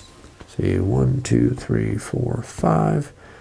1, 2, 3, 4, 5. Ooh, we can actually get in range. And these are small, which means we can have 2 of them in one section. So, first bat swarm is going to do an advance action. So it comes out here. It'll go 1, 2, 3, 4, and then 5. And then it will perform an attack action against our hero. They roll 1 die. Not a big deal. Hopefully it won't roll good. Didn't roll good, so it misses. The second one, that was a dire bat, so now it comes to the bat swarm. It'll go 1, 2, 3, 4, 5, and it will take in the same square because small creatures can occupy the same square. 1 attack. That would be a crit for 2 points of damage. Our defense for Captain Imelda is a red die. Come on, crit. Okay, so we're still going to take 1 point of damage. Not terribly horrible, but that's still going to prevent us from having a good die next round. And then the final bat is going to 1, 2, 3, 4, 5 right there. That'll end his turn, and that will end this round. That was a pretty darn quick round. Roll for the event phase, and we will get a 9. 9 says, Born Hero. The leader picks 1 hero that is out of action. Place that hero on a battlefield in the nearest empty space to another hero to make a free recuperate action for the hero or remove 1 ailment from the hero. If there's no hero out of action, the leader picks 1 hero on the battlefield, make a free recuperate action for the hero to remove 1 ailment from that hero. Darn it. Unfortunately, we don't have any ailments. We have wounds, so we can't remove any ailments. That was pretty much a waste, but hey, it could have been worse. I would have loved to have been able to heal because that would have been great, but then again, that would have been way too easy. So that's it for this round. So next round, we are going to start. Of course, the turn order marker would exchange, but we're playing a solo game, so it doesn't matter. We'll advance the night cycle right here, and I really think I forgot to advance. I did. I forgot to advance for killing that champion right there because that was my 3rd champion I've killed was that vampire. Don't want to forget to do that. So no quest phase. So now we go into the destiny phase. Loss of 2 nice 6s, but hey, stuff like that happens. So now we get to roll for all the activations for our heroes. First up is Dagnai. Dagnai 3, 5, 5, 6. That's actually pretty darn good. Next up is going to be Brutog. That's cocked. So 1, 4, 4, 6. That's actually pretty darn good too. Next up is going to be Captain Imelda. Only gets 3 dice. 1, 3, 4. Apparently her heavy armor is slowing her down a little bit. And then finally, Van Elton, who is going to try to be worth a darn this entire adventure. 2 5 and 2 6s. Hey, he might actually be worth a darn. I'm not going to hold my breath, but it could happen. I think that I get everything. I don't think I rolled for the inspiration for him, though, did I? Did I roll for his inspiration? I don't think I did. Wait, I did. I rolled a 9. That's right, I rolled a 9. Didn't quite make it because I needed a 3. And, okay, that's it for our heroes. Let's go ahead and do the initiative track here. And if I forgot to roll the inspiration for Van Elton, leave a note in the comments down below, because I think I actually forgot to roll for his inspiration for taking out that one zombie. I think. Not sure now. Now I'm really doubting myself. That's the fun of trying to do all this on camera and try to be semi-entertaining at the same point. Okay, first one up is encounter group number 4, which only has 2 zombies left, so still good. Next up is going to be Captain Imelda. Next, encounter group 2. Next up is going to be, I should have this memorized by now, Dagnai. Next up is going to be, sorry, that's a little messed up there, encounter group number 1. And then we get Van Elton. Then we're going to get encounter group number 3. And then finally, Brutog gets to brutalize last. So, Captain Imelda, I want you to go before those bats go. Definitely, so they don't hammer on her again. The bat swarm is group number 3. So they're going to go all the way over here. So I actually could do some switching up and not cause myself some problems. I think I want Van Elton to stop being so damn worthless. So I think I'm going to switch spaces with Van Elton. If he can just get inspired, he might stop being totally useless and just become partially useless. Don't want to do any true gambits, so let's just go ahead and follow the initiative track. So number 4 would be these 2 zombies right here. They're obviously going to target the dwarf there because he's within 2 spaces. Let's find out what their strategy is going to be on the behavior table, and we will get a 4. They're going to advance. Nice and easy peasy. They have a move of 2, so we're going to go 1, 2, and they're going to do the zombie shuffle. And they're going to zombie shuffle on my dwarf. Missing. Next one's going to do the 1, 2 zombie shuffle also. And that will be 1 point of damage unless we can roll our defense die. And defense die. We are good. We are not hurt. So not a big deal. The dwarf gets to look at him and say, is that all you got? Group 4 is done. Now Van Elton gets to try to earn his keep. Emphasis on try to earn his keep. I think I'm going to do a duelist action because it allows me to shoot then move, or move then shoot if I remember correctly. Let me double check on the card. So as duelist, this ability can be made once per turn. The hero makes 1 free weapon action and then 1 free move action in any order. Yep, so I get a move and a gun action. So I'm going to shoot this thing right there, and then hopefully I'll be able to move up afterwards and start doing some melee against those guys right there. So I get a shoot action. I get to roll a 12-sider, and I get to roll a 6-sider. And again, I'm just trying to take out a normal bat swarm. Only has 2 hit points. I just need a hit, because I believe it's 2-3 damage over there. That is a hit, so that's going to be 2 points of damage. That bat swarm has been taken out. I'll now do my move action. I'll do 1, 2, and 3 right there. And then we will do an attack against the dire bat. Again, I'm trying to take out those champions. That'll be a crit. I think that's 3 points of damage.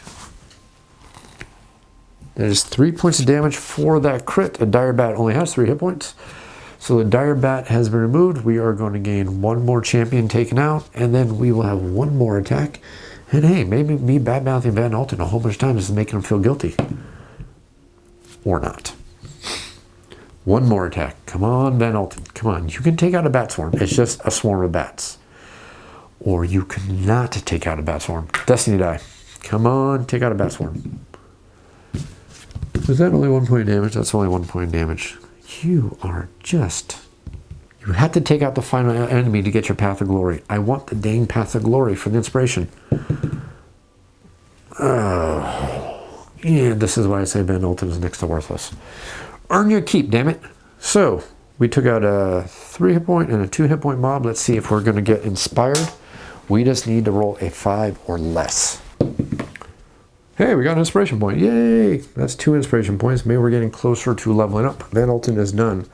Encounter group number 2 has been removed. That is the vampire. We will replace that.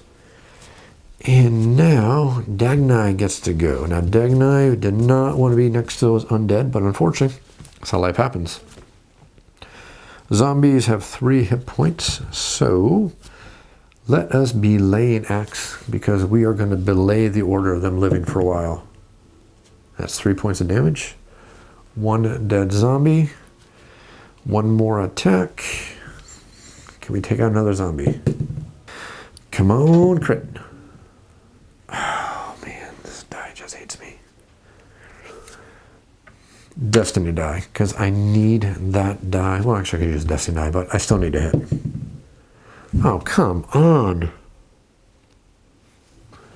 That's still 2 points of damage. Could have been worse. Could have been better. Could have been worse. So I'm not going to be able to get the treasure like I wanted, but hey, at least I can use my last attack right there. Come on, kill the zombie. Okay, that's 2 more points of damage. Total of 4 points of damage. That zombie is dead. We have killed 2 zombies. So a total of 6 wounds worth of damage. Let's see if we can get inspired just a little bit more. We did. Nice. Our inspiration level's gotten up to level 2. Okay, your turn is over for the Dagnai. Now, encounter group number 1 is going to spawn, and I think it's going to actually spawn right over here. 1, 2, 3, 4, 5, 6. Yeah, that's the easy one. 3 Ulfenwatch. Hey, finally we're going to get some more champions onto the board. I need more champions onto the board. So champion number 1 is going to come out. They have a movement of 3 towards the closest. Be 1, 2, 3. Yep, so we're going to go 1, 2, 3. We will bring out a banner bearer, which will come right here. We'll go 1, 2, 3. And then we will bring out a standard spearman who is going to go 1, 2, 3 right there. Now we get Captain Imelda's turn. Captain Imelda will show you exactly how you take out a bat swarm. But first we will recuperate. So our recuperation is vitality D8. Give me a success. That is a crit. That will remove our wound. Let's see here. I'm going to use that 3 to attack. Bat swarm must die. Or bat swarm must live. Okay. Try this again. Bat swarm must die. Okay, that's going to be 3 points of damage. That still takes out the bat swarm.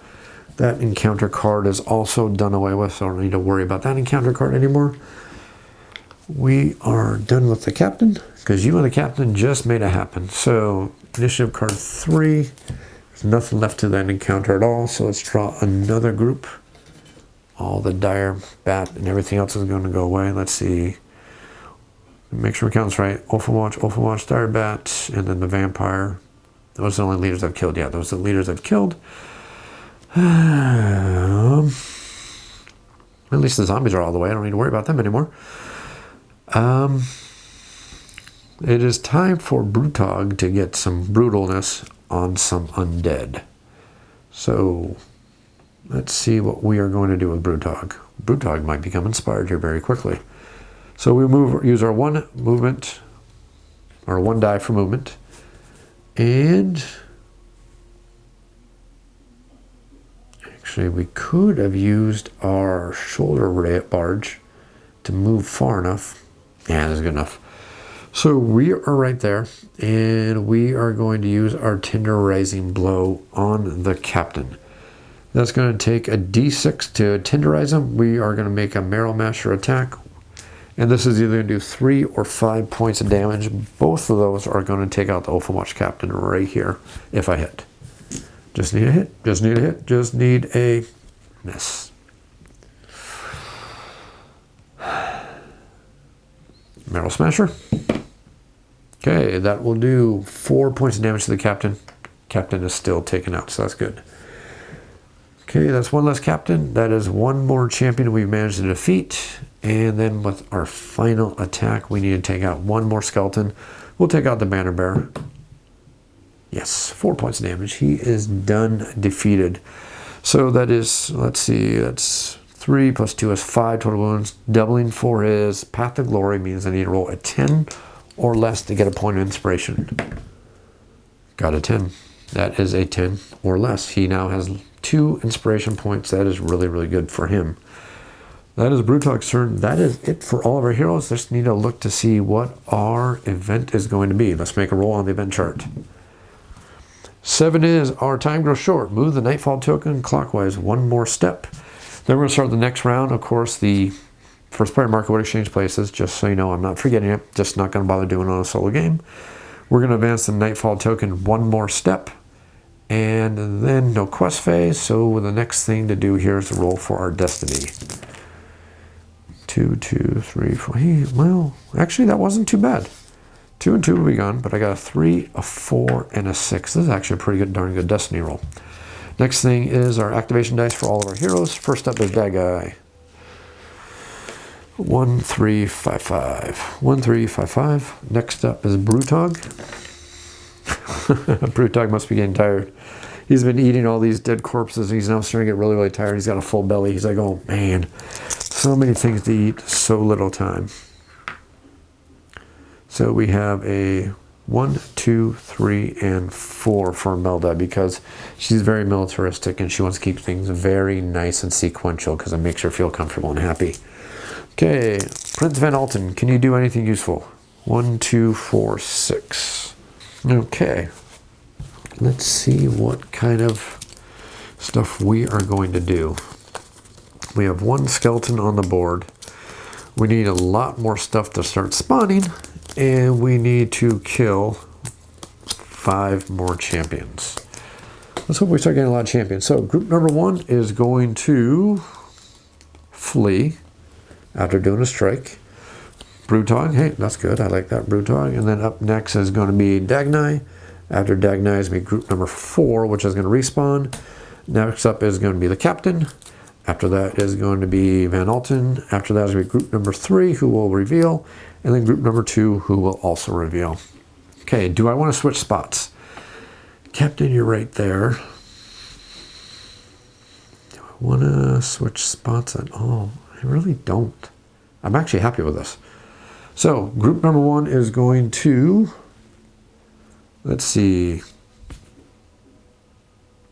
They're not adjacent, so they don't do an advance action. They would just do an attack action. Since they can't do an attack action because there's nobody adjacent, they're not ranged, they will despawn, or they will basically flee from the battle because they're cowardly skeletons.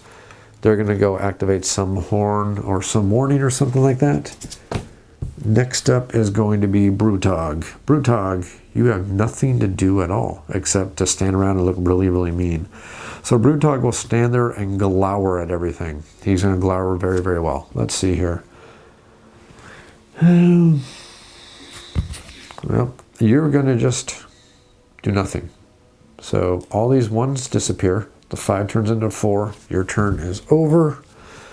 You can do something, though. You will spend your 1 to 1, 2, wait, 1, 2, actually, you know what? 1, 2, 3, 4. 1, 2, 3, 4. 1, 2, 3, 4. Oh, wow. I'm going to have some options if I do that.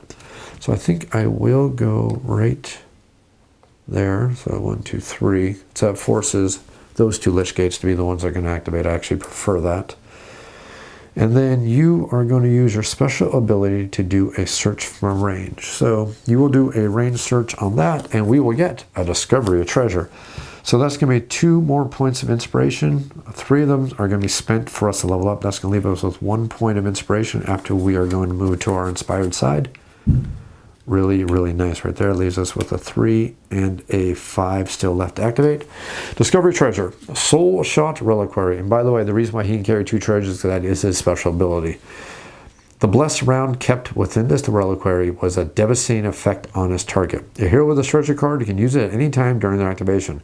When this treasure card is used, if the attack roll for the next range type weapon action that this hero makes is a success, is instead a critical success, then discard this card.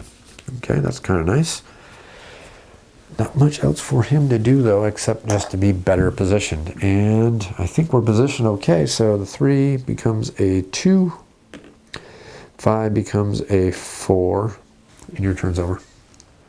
Counter card number 4 is going to go away, and you will be replaced. And these 3 zombies will come out over here. And at least I know that these 4 cards, now that we got rid of most of the zombie encounters, we know that these cards at least will be more champions. So that could be 4 more champions for me right there. Captain, what do you want to do, Captain? So you're on 1, 2, 3. I think what we will just do is you'll spend this, and you will move right there. Still 1, 2, 3. There's 1, 2, 3, 4. 1, 2, 3, 4. That becomes a 1. This becomes a 2, and this becomes a 3. I think what I want to do is I want to force that entrance over there would be the best thing to do. So what I'm going to do is I'm going to spend, so I need 1, 2, 3, 4. So I need to spend 2 movement. 1, 2, 3, and the second one's going to be 1, 2. And then 1, 2, 3, 4, 1, 2. So they have to spawn out of that side, and then I will turn this 4 into a 3. The 6 will turn into a 5, and that means I get 1 shot with my duelist ability when one of those comes out, or not with my duelist, but with my 1 shot ability I have.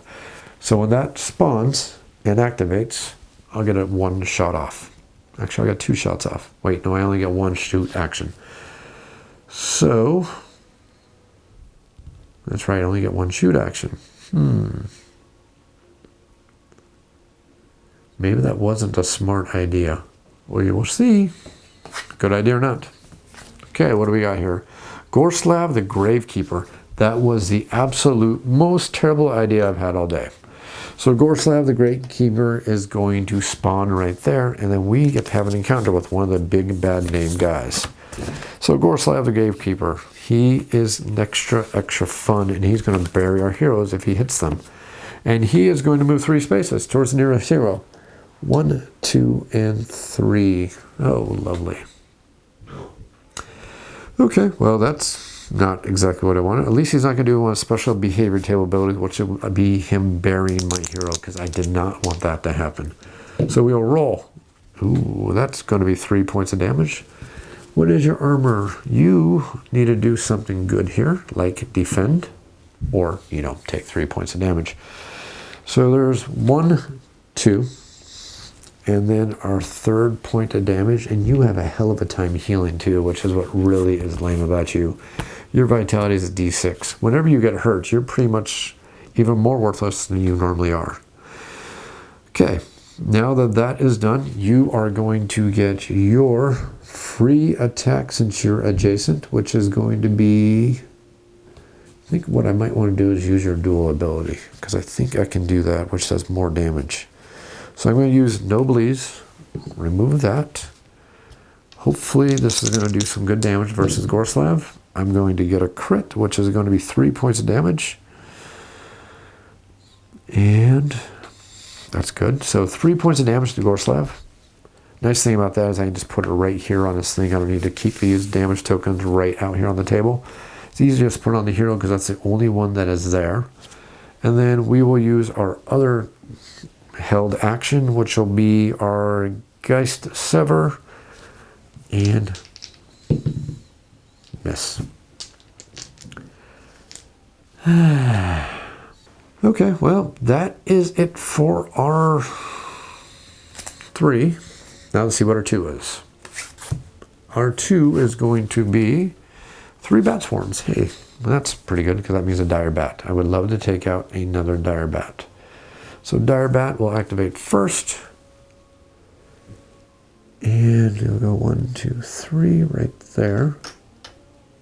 Or would it go 1, 2, 3 right? Nope, it's going to go towards the closest.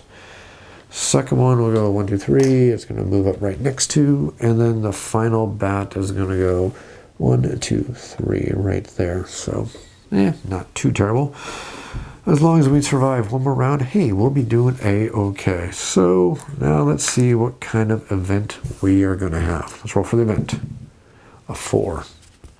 Okay, the will of the master. Okay, the hostile group with a model furthest from any hero makes a move action. If there are equidistant hostile groups, the leader picks which one makes a move action. If there are no hostile groups, nothing happens. So it makes a move action. So unfortunately, I don't think that's going to allow it to attack him, but that may allow them to attack Captain, because they have a move of 5. Let's see, you're closest. So about 1, 2, 3, 4, 5. No, can't get to him. Can't move through enemies. So it'll go. This will go 1, 2, 3, 4, 5. Nope, that one can't attack there. Yeah, let's figure out this one first. Let's move this one first, and then this one do it. So we'll go 1, 2, 3, 4, 5.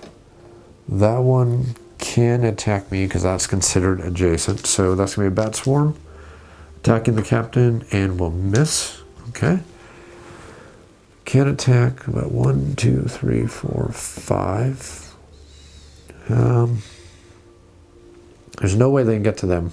So it's going to go to the hero it can get towards. 1, 2, 3, 4, 5.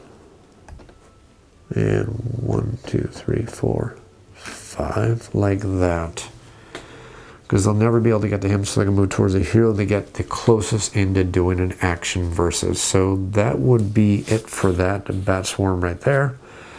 That's the end of the turn, or that's the end of the event phase. Now we get to go to the next turn where the knight is going to advance again. No bonus or no quest phase. Roll for our destiny dice, and we're going to get a 1. Hey, we're going to lose the 2 5s.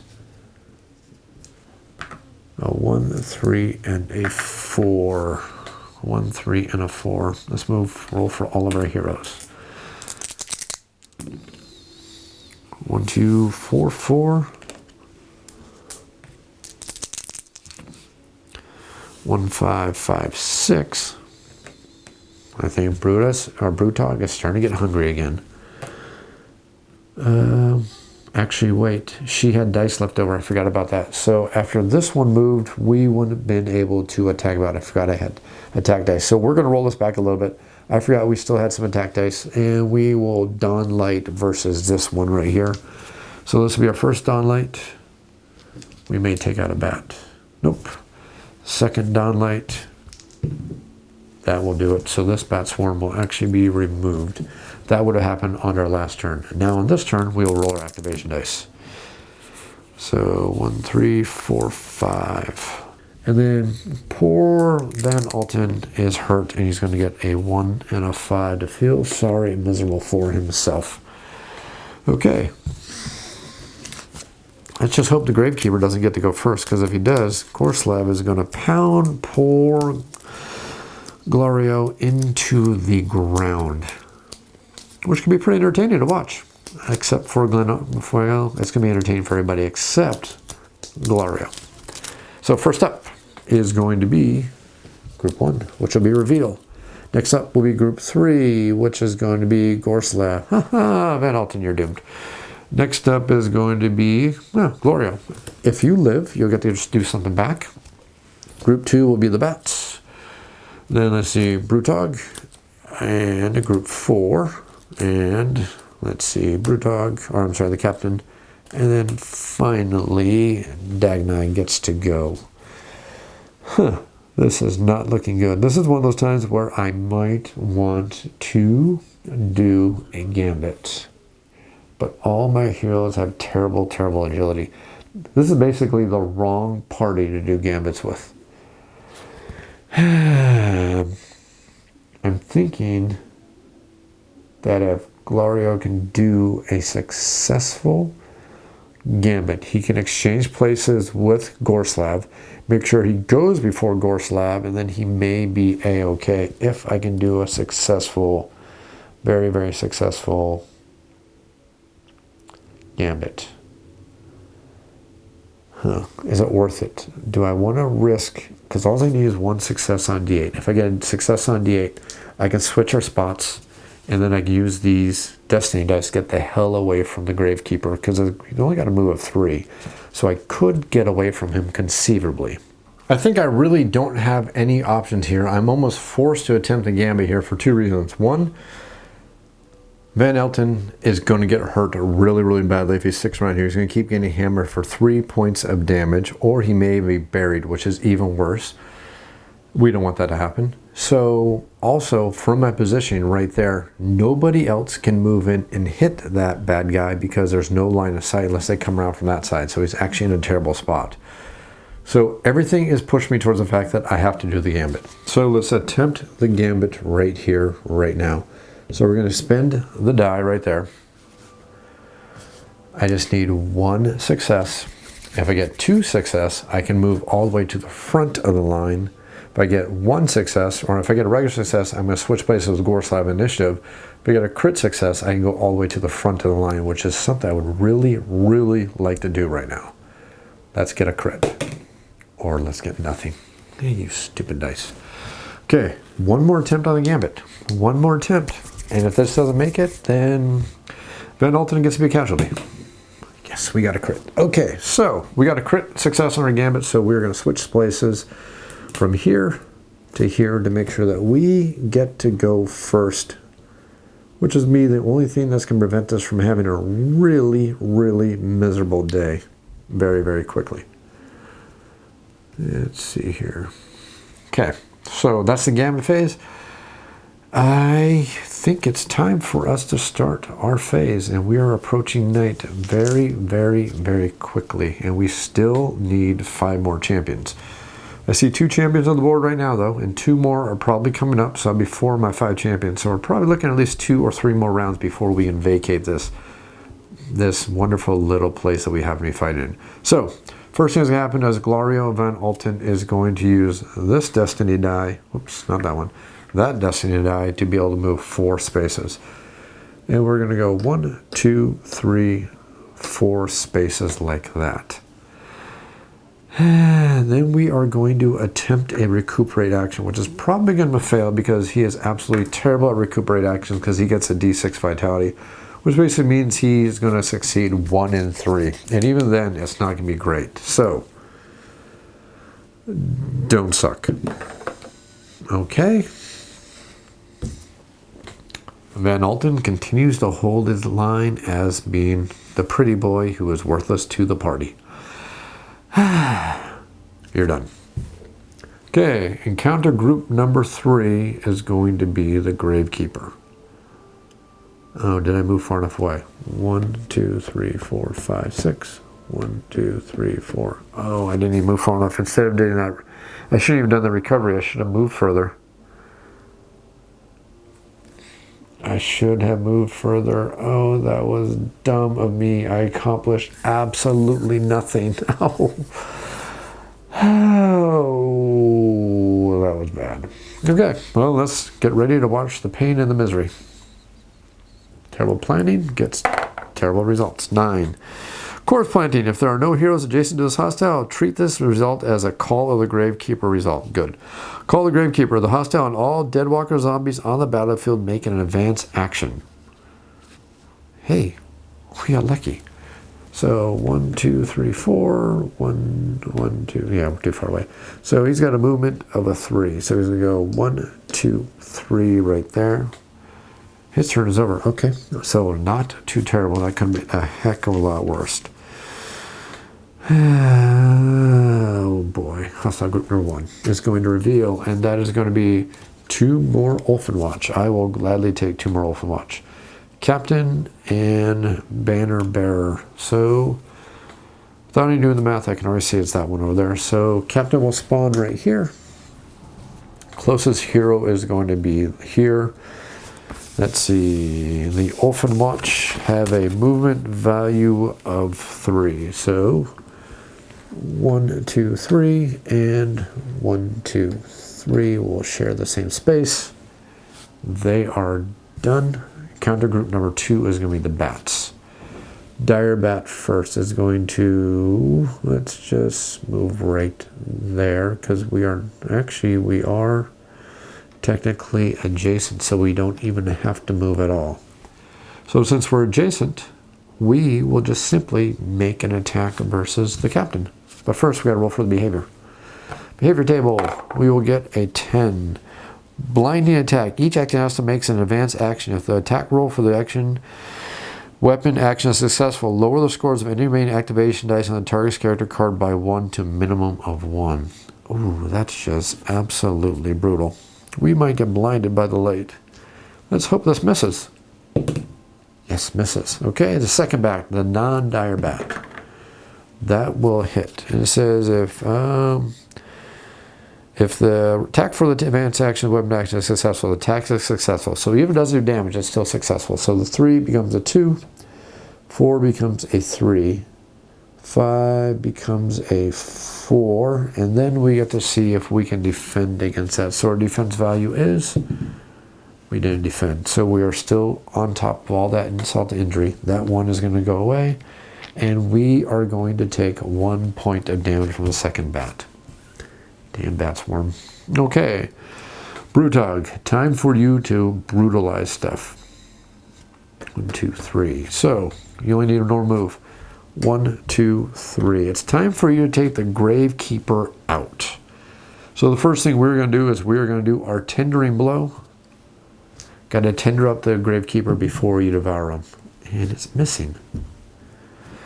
Okay, that sucks. Marrow Smasher or reroll? Yeah, Marrow Smasher. That'll be a crit, and you have no special defense abilities, right? Nope, you don't have any special defense abilities. So that's going to be 4 points of damage to you. So that puts you at 7. If I can hit you one more time, I can actually take you out, and then we will also level up.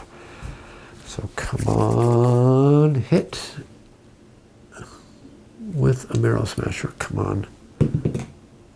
Okay, that will hit. That'll do 2 points damage. We already have 7, so that brings him up to 9. He only has 9 wounds. So he is going to be defeated. So he actually was not too terrible. I've seen him be a lot worse than that before. So that is now our 6th person defeated. Remove that, and we automatically are getting inspiration. I cannot roll less than an 18 on a d12, so he is automatically going to inspire. We'll flip him over to his inspired side, which is super darn awesome because he's basically a wrecking machine. And do I want to use that before action 4? No, well, no, I don't. Okay. Which means that's all going to be left for Captain Imelda to use. And yeah, I'm good with that. So you're good. Number 4 is going to reveal and spawn, and that's going to be 1 Watch Captain Hallgrim. So the Watch Captain is going to come out. So now the undead get to actually be a little bit more challenging. So that's actually pretty good for the challenge level. So Watch Captain Hallgrim, you have now arrived on the battlefield. You're obviously going to that one over there, and you have a movement of 3. So 1, 2, 3 will go right there. Nice and easy, simple right there. Your turn is over. So time for the captain to go.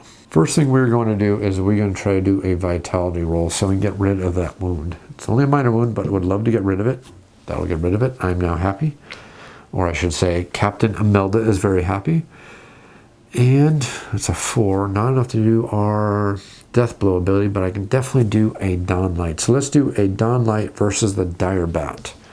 Can we take out the Dire Bat? Would love to take out the Dire Bat. Just need any kind of hit will do it. That will not do it. One more time. Come on. We are going to... Discretion is a body part of valor. We're going to go 1, 2, 3, 4 right there. And I know the bats get a movement of 5, but I'm hoping I can take out these bats right now.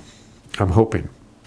So, okay, Dagna, it is up to you to be the hero to save the day. I do believe you can do your harpoon gun only once per turn.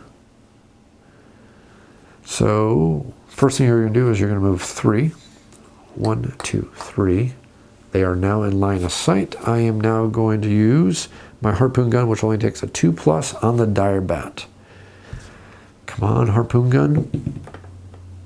That is going to hit. That is going to do 2 points of damage to the dire bat. Dire bat has 3 hit points.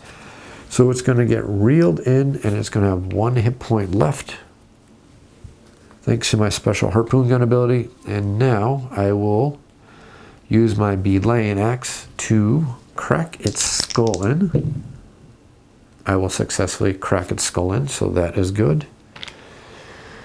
And it is removed. Track will go up to 7 now. And I have 1 activation die left. I don't have any more range attacks. I only have 1 inspiration. Let's see here. The bat is obviously going to go for one of us. You both have good defense. And well, shoot. I may want to go back here so this doesn't spawn as our next spawning tile. Because that would be... Wait. Okay, so that's what I messed up on. I messed up by removing him. I should not have did that. I totally messed up on my count there. Sorry about that. So there's 3 groups left. That means this could be the spawning point. No, that's still further. Let's see. 1, 2, 3, 4, 5, 6, 7, 8, 6. Yeah. So if I'm actually good. I'm actually going to leave it like that, and that is going to be the end of the activation for all the heroes. The only thing left to do is do the event table. Let's roll on the event table and hope something good happens. We'll get an 11. Inspiring effort. The leader picks a hero. That hero gains 1 inspiration point. Who would like to get an inspiration point? Well, I guess Galero will gain it, and he will level up. And let's see if once he's leveled up, if he can be much, much better for the party here. I know his vitality will go up, so maybe he'll be able to at least heal a little bit better, and maybe get rid of some of those wounds. So that is definitely worth it.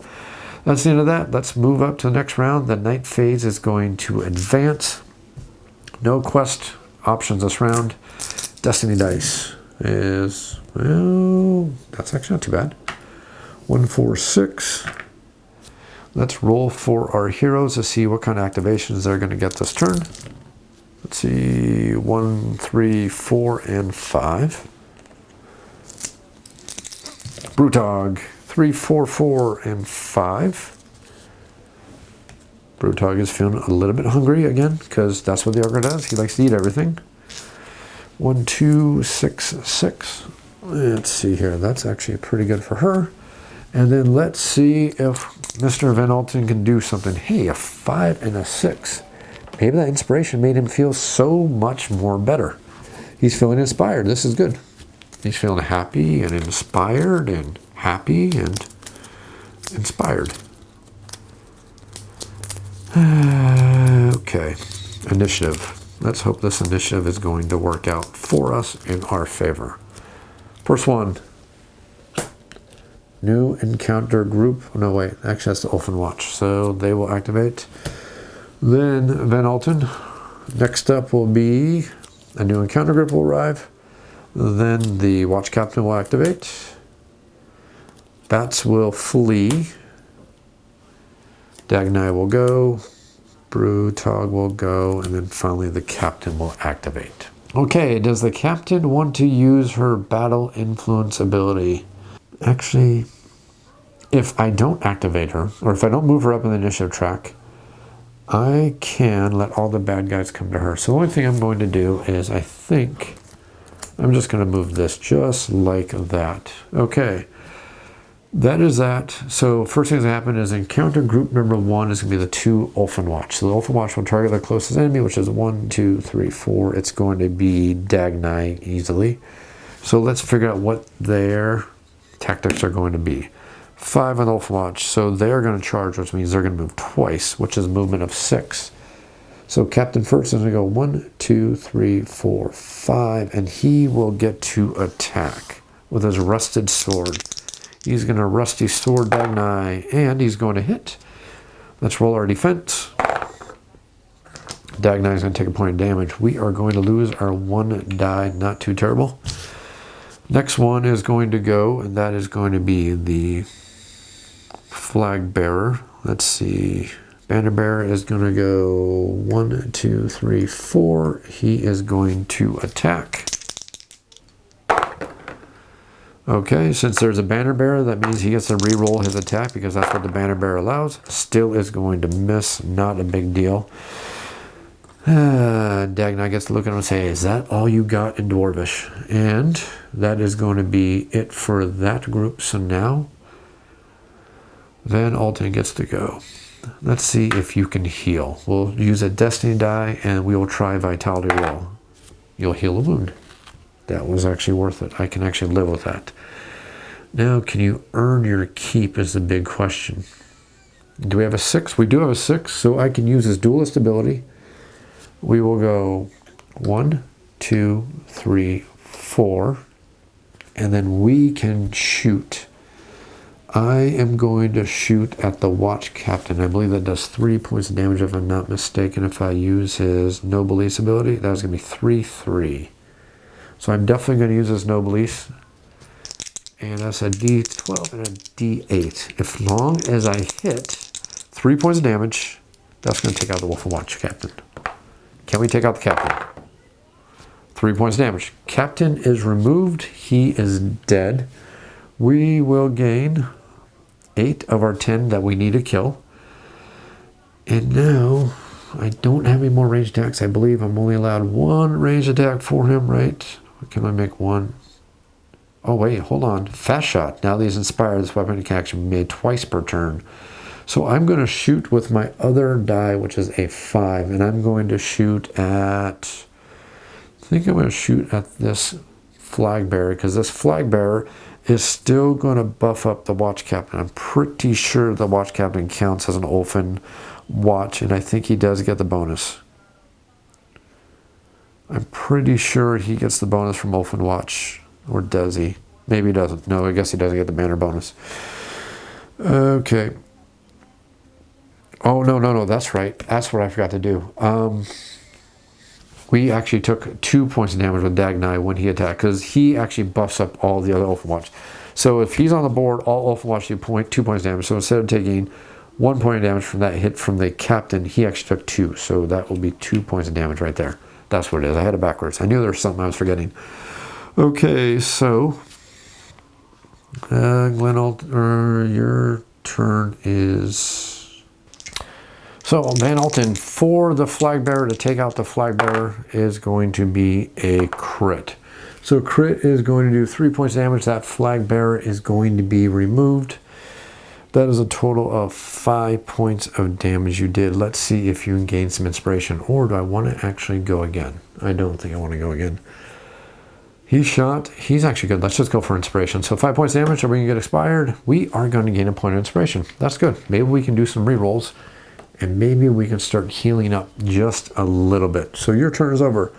Group number 3. Now you get removed. You're going to be thrown out to the side. Bring on the next group number 3. Group number 4 is going to be Watch Captain Hallgrim. So Watch Captain Hallgrim, what exactly kind of brutality are you going to bring against our heroes? 12. Ooh. Unleashed Might. This hostile makes an advanced action. Increase the damage value of its cursed weapon action by +2/+2 until the end of the turn. Ooh, that's going to be fun. That means he's going to be 5 and 6 points of damage. And he's going to go after the closest hero. And he has a movement of 3. Wow, we just got so darn lucky because he only has a movement of 3, which means he cannot get to any of the heroes because that would have been painful. 6 points of damage would pretty much would have taken out Van Alten because he can move 1, 2, 3. We're going to go 1, 2, 3. Either way, he's going to get 1, 2, 3, puts 2 spaces. 1, 2, 3. So he is just going to simply move up 3 spaces. Not really mattering which way he's going to go there. Good thing it's a man's not charge, because that would have been absolutely brutal. 1, 2, and 3 towards Van Alten. Gosh, that could have been super nasty. I would have seen poor Van Alten drop down to his knees probably. So the Bat Swarm is going to vacate. because less than a third of the group is left on the map, which means they are going to fly away. Bat swarm is done. We will replace the bat swarm. And now we get to go ahead and activate Captain Imelda. Captain Imelda needs to get all the way over there and take out the watch captain as quickly as possible. Luckily, we have some good abilities to do so. See, 1, 2, 3, 1, 2, 3. So we'll get rid of this and move 1, 2, 3. Get rid of this. 1, 2, 3. And we are going to lay in some backstab, agony, pain against our enemies. So we will just simply, let's see here, melee attack versus the watch captain Hallgrim. Missing. Oh, that's not a good start. Versus the watch captain. Hey, that's going to be 3 points of damage. So we'll put the 3 points of damage versus the watch captain. Let's go ahead and go for a destiny die. I think we are going to... That's it. We're done. Not going to push our luck there. Next up is going to be Brutog, who gets to get a little brutal, and we are going to do a run action with Brutog, and that means we get to move 4 spaces. See here, we go 1, 2, 3, and 4 versus the watch captain. And see, we got a 4, 4, and a 5. A 5 is good enough for a tenderizing blow, so let's go ahead and tenderize the watch captain just a little bit for some extra damage. That's going to do, I believe, 3 points of damage, so that is a total of 6 points of damage against the watch captain. 1 more and they will be dead. So let's go ahead and make that happen. Marrow Smasher again. 2 points of damage, 2 points of damage. You are, total of 8. You are defeated. Let's go ahead and put you over there. You have 7 wounds. Well, I am not got my Path of Glory, so let's see if we're going to get inspired. Actually, let us... Do we want to use our last die? I think we're good. Let's just call it on that one. See if we're getting inspired. We will get an inspiration. We are now at 1 inspiration level right there. You are done. And now, Dagna, you need to try to heal. So first things first, let's see if you can heal with your vitality of a D8. Crit. Not going to do it. See if you can heal. Not going to do it. Let's see if you can heal. Okay, it's now just a regular wound. Let's use the destiny die. Come on, heal. That did it. We are fully healed. Okay, that is it for this round, and next round is going to occur. Advance the timer. I think I forgot to advance the kill track when I took him out. I did. That should be right there. Because we killed the Elf Watch Captain, I should only need 1 more champion to take out. So, let's see here. That is that next round. So, start round, the timer will advance. No quest, destiny phase. Wow, that was kind of terrible.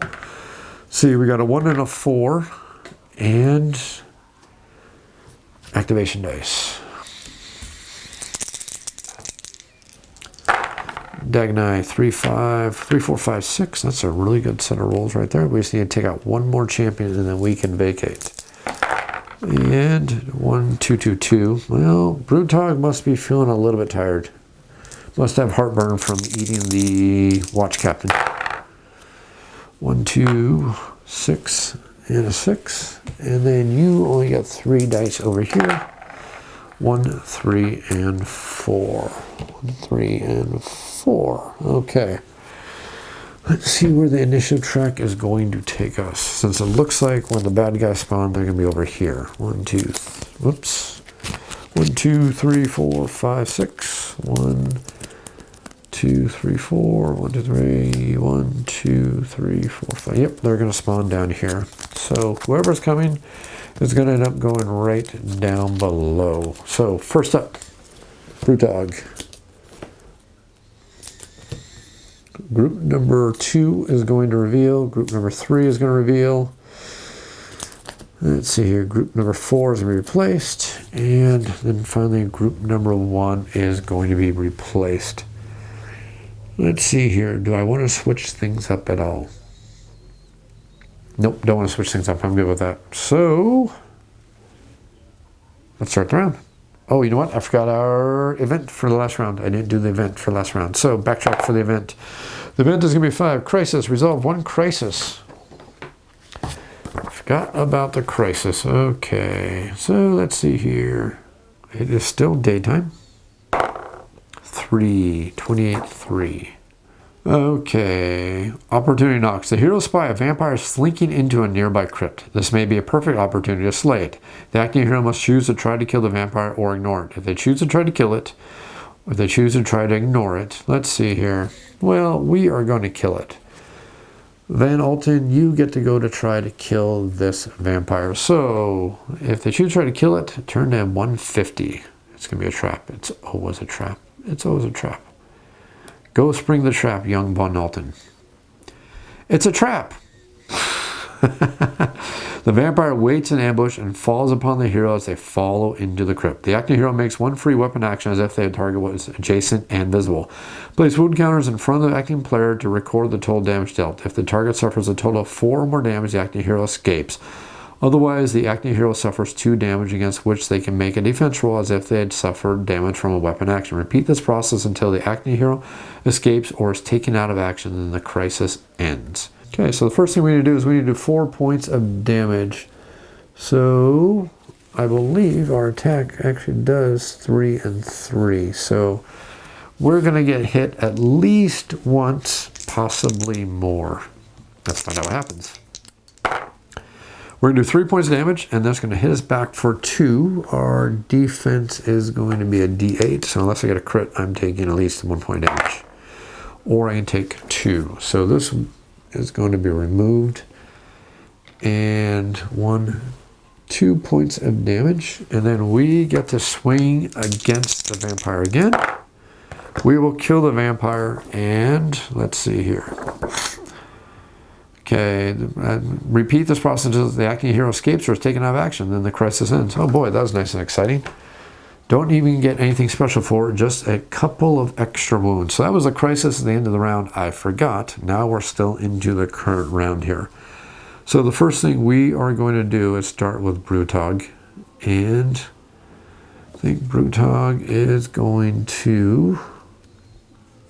Yeah, maybe I wanted to...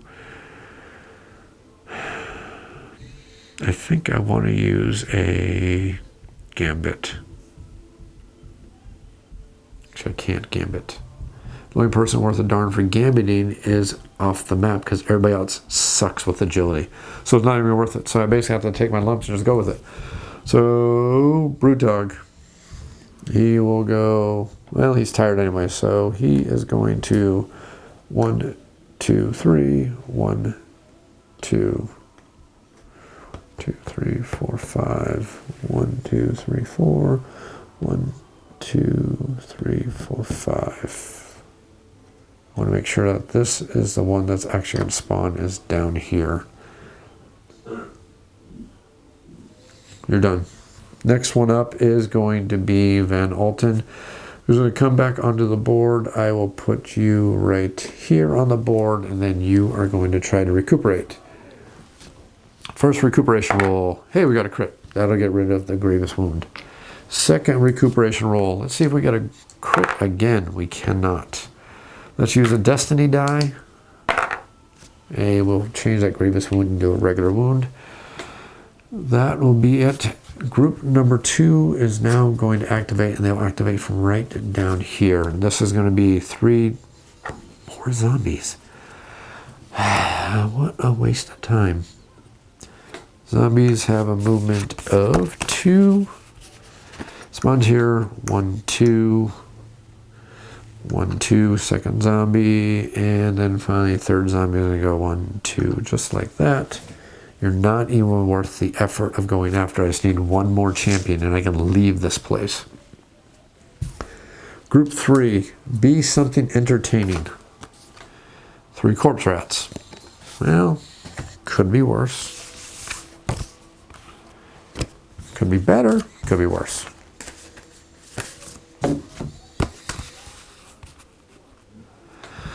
Okay, 3 corpse rats. They got a movement of 3. So corpse rat, the blood rat is going to spawn here. It's going to go 1, 2, 3.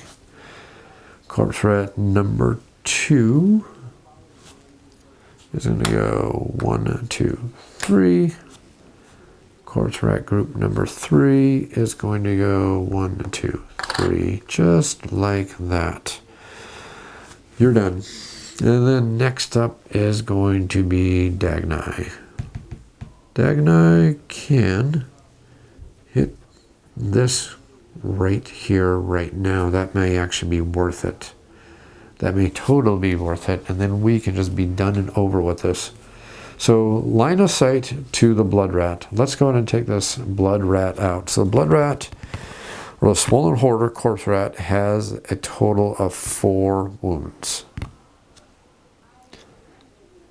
We are going to use our harpoon gun. Actually, that's just a 2+. So we'll use our harpoon gun right here, and we will see if we can successfully hit it. We will not. Okay. And then we are going to use our belaying axe, which is going to be 2 12-siders against the bloated swollen horror. We're going to crit. That'll be 3 points of damage to it. It still has 1 hit point left. One more time. Take it out. And we'll miss. I don't want to leave him there to get hammered on. So we are going to vacate. It's just not worth it to be hammered on. 1, 2, 3. Going that way. Group 4. Will be replaced. 1, 2, 3. 1, 2, 3. Take out this damn bloated rat. That did it. It is defeated. That is our final champion defeated. We can go ahead and get out of here now. So we are going to run. 1, 2, 3, 4. Let's just get out of here. It's not worth it to hang out. We're done. Everything's just going to happen. We're just going to get swarmed over. Let's get out of here as quickly as possible. Group number 1 is going to be replaced. I actually managed to get through the entire encounter deck on this fight. That's something I don't get to do too often in this game. That's for darn sure. Normally I don't get like the entire swarms of zombies, which are totally worthless and give you nothing good for you or nothing that you really, really need. So, replacement.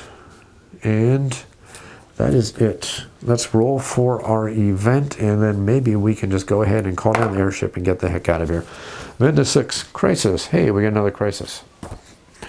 Roll on the crisis table will be a 3, whenever we get to it. 28. That's the exact same one we just did, another vampire. Well, I guess we're going to look and see what the other option happens to be when you see a vampire again. So, hey, opportunity knocks is a vampire. We'll try to see what happens if you choose to ignore it. Turn to entry 68 on page 35. Okay.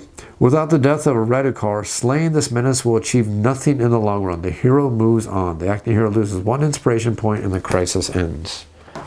Well, I forgot to pick a hero to do that. Well, we know who's going to do it just because, he's our person to go out there and do all this stuff. Just because it's more fun that way. At least for me. And that's our crisis. Next round. It is now the night phase, and all of the enemies just got a little bit tougher. So I need to get out of here as quickly as possible because things are going to get a little bit more deadly for us. Okay. Destiny roll. No 2s, but we got a 4, 5, and a 6. We can do lots of running. That's good. And first things first, Dagnai. 1, 1, 4, 4. Brewdog. Wow. I guess Brewdog is in a hurry to get out of this mission. He's like, I'm done, guys. We're done. We're done. We're done. We're done.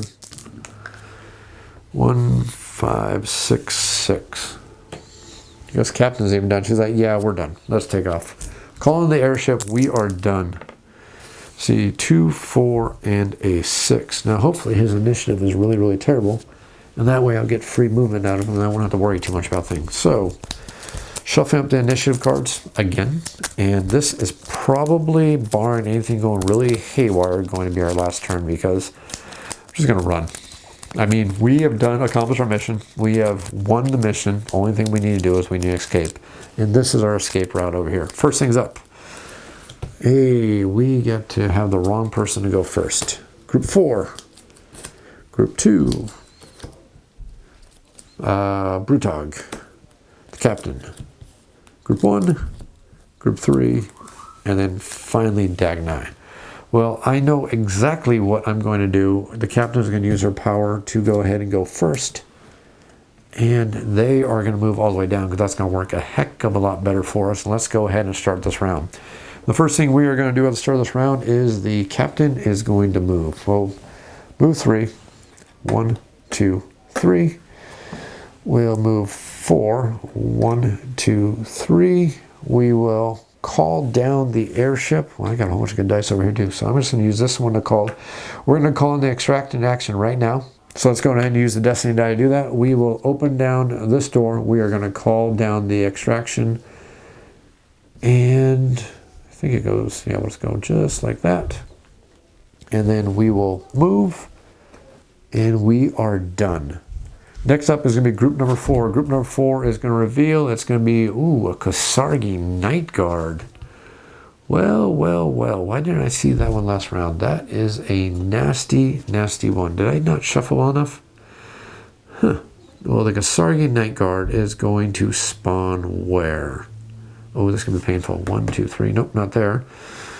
1, 2, 3, 4, 5, 6.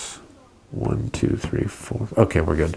So the Kasargi Night Guard is going to spawn right there. And these brutal little guys are extremely, actually nasty during the night phase. During the night phase, they have movement of 3.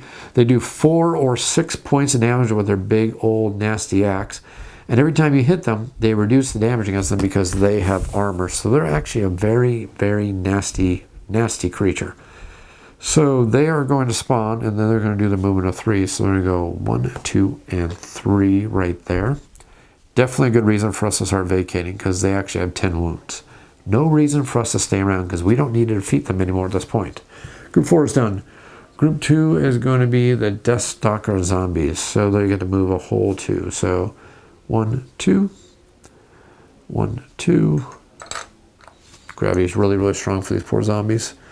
1, 2, done. Brewdog gets to go. Brewdog is going to run 4. 1, 2, 3, 4. Brewdog's going to run for 4. 1, 2, 3, 4. Brewdog's going to run for 4. 1, 2, 3. Off the board. Done. Van Alten gets to come on the board next to any hero. He will spend his 2 to go 3. 1, 2, 3. He'll spend his 4 to go 4. 1, 2, 3, 4. You are done. Group 1 is going to spawn, and that is going to be 3 bat swarms. So bat swarms have a movement of 5. So this is actually a bad time for them to spawn. So bat swarm. Let's go ahead and look at the leveled up bat swarm right here. And leveled up bat swarm is empowered side. They have a movement of 5. So 1, 2, 3, 4, 5. 1, 2, 3, 4, 5. 1, 2, 3, 4, and whoops, 5. Okay, so that's not too terrible. Now, group number 3 is the rats. Rats. Move of 3. 1, 2, 3. They can't get to me. Haha, we're actually good.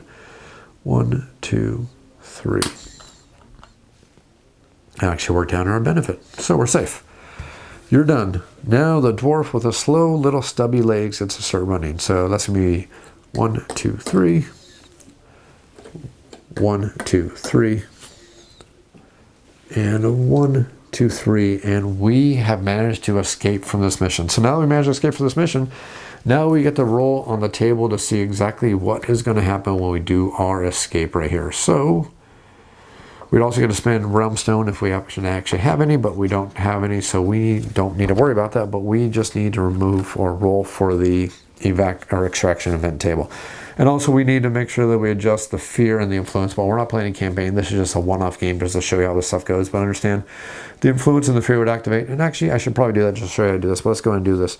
So we've succeeded. So we need to resolve the extraction event. So the leader is going to roll a d12 to see what's going to happen. And we'll roll a 12. That's actually super amazing.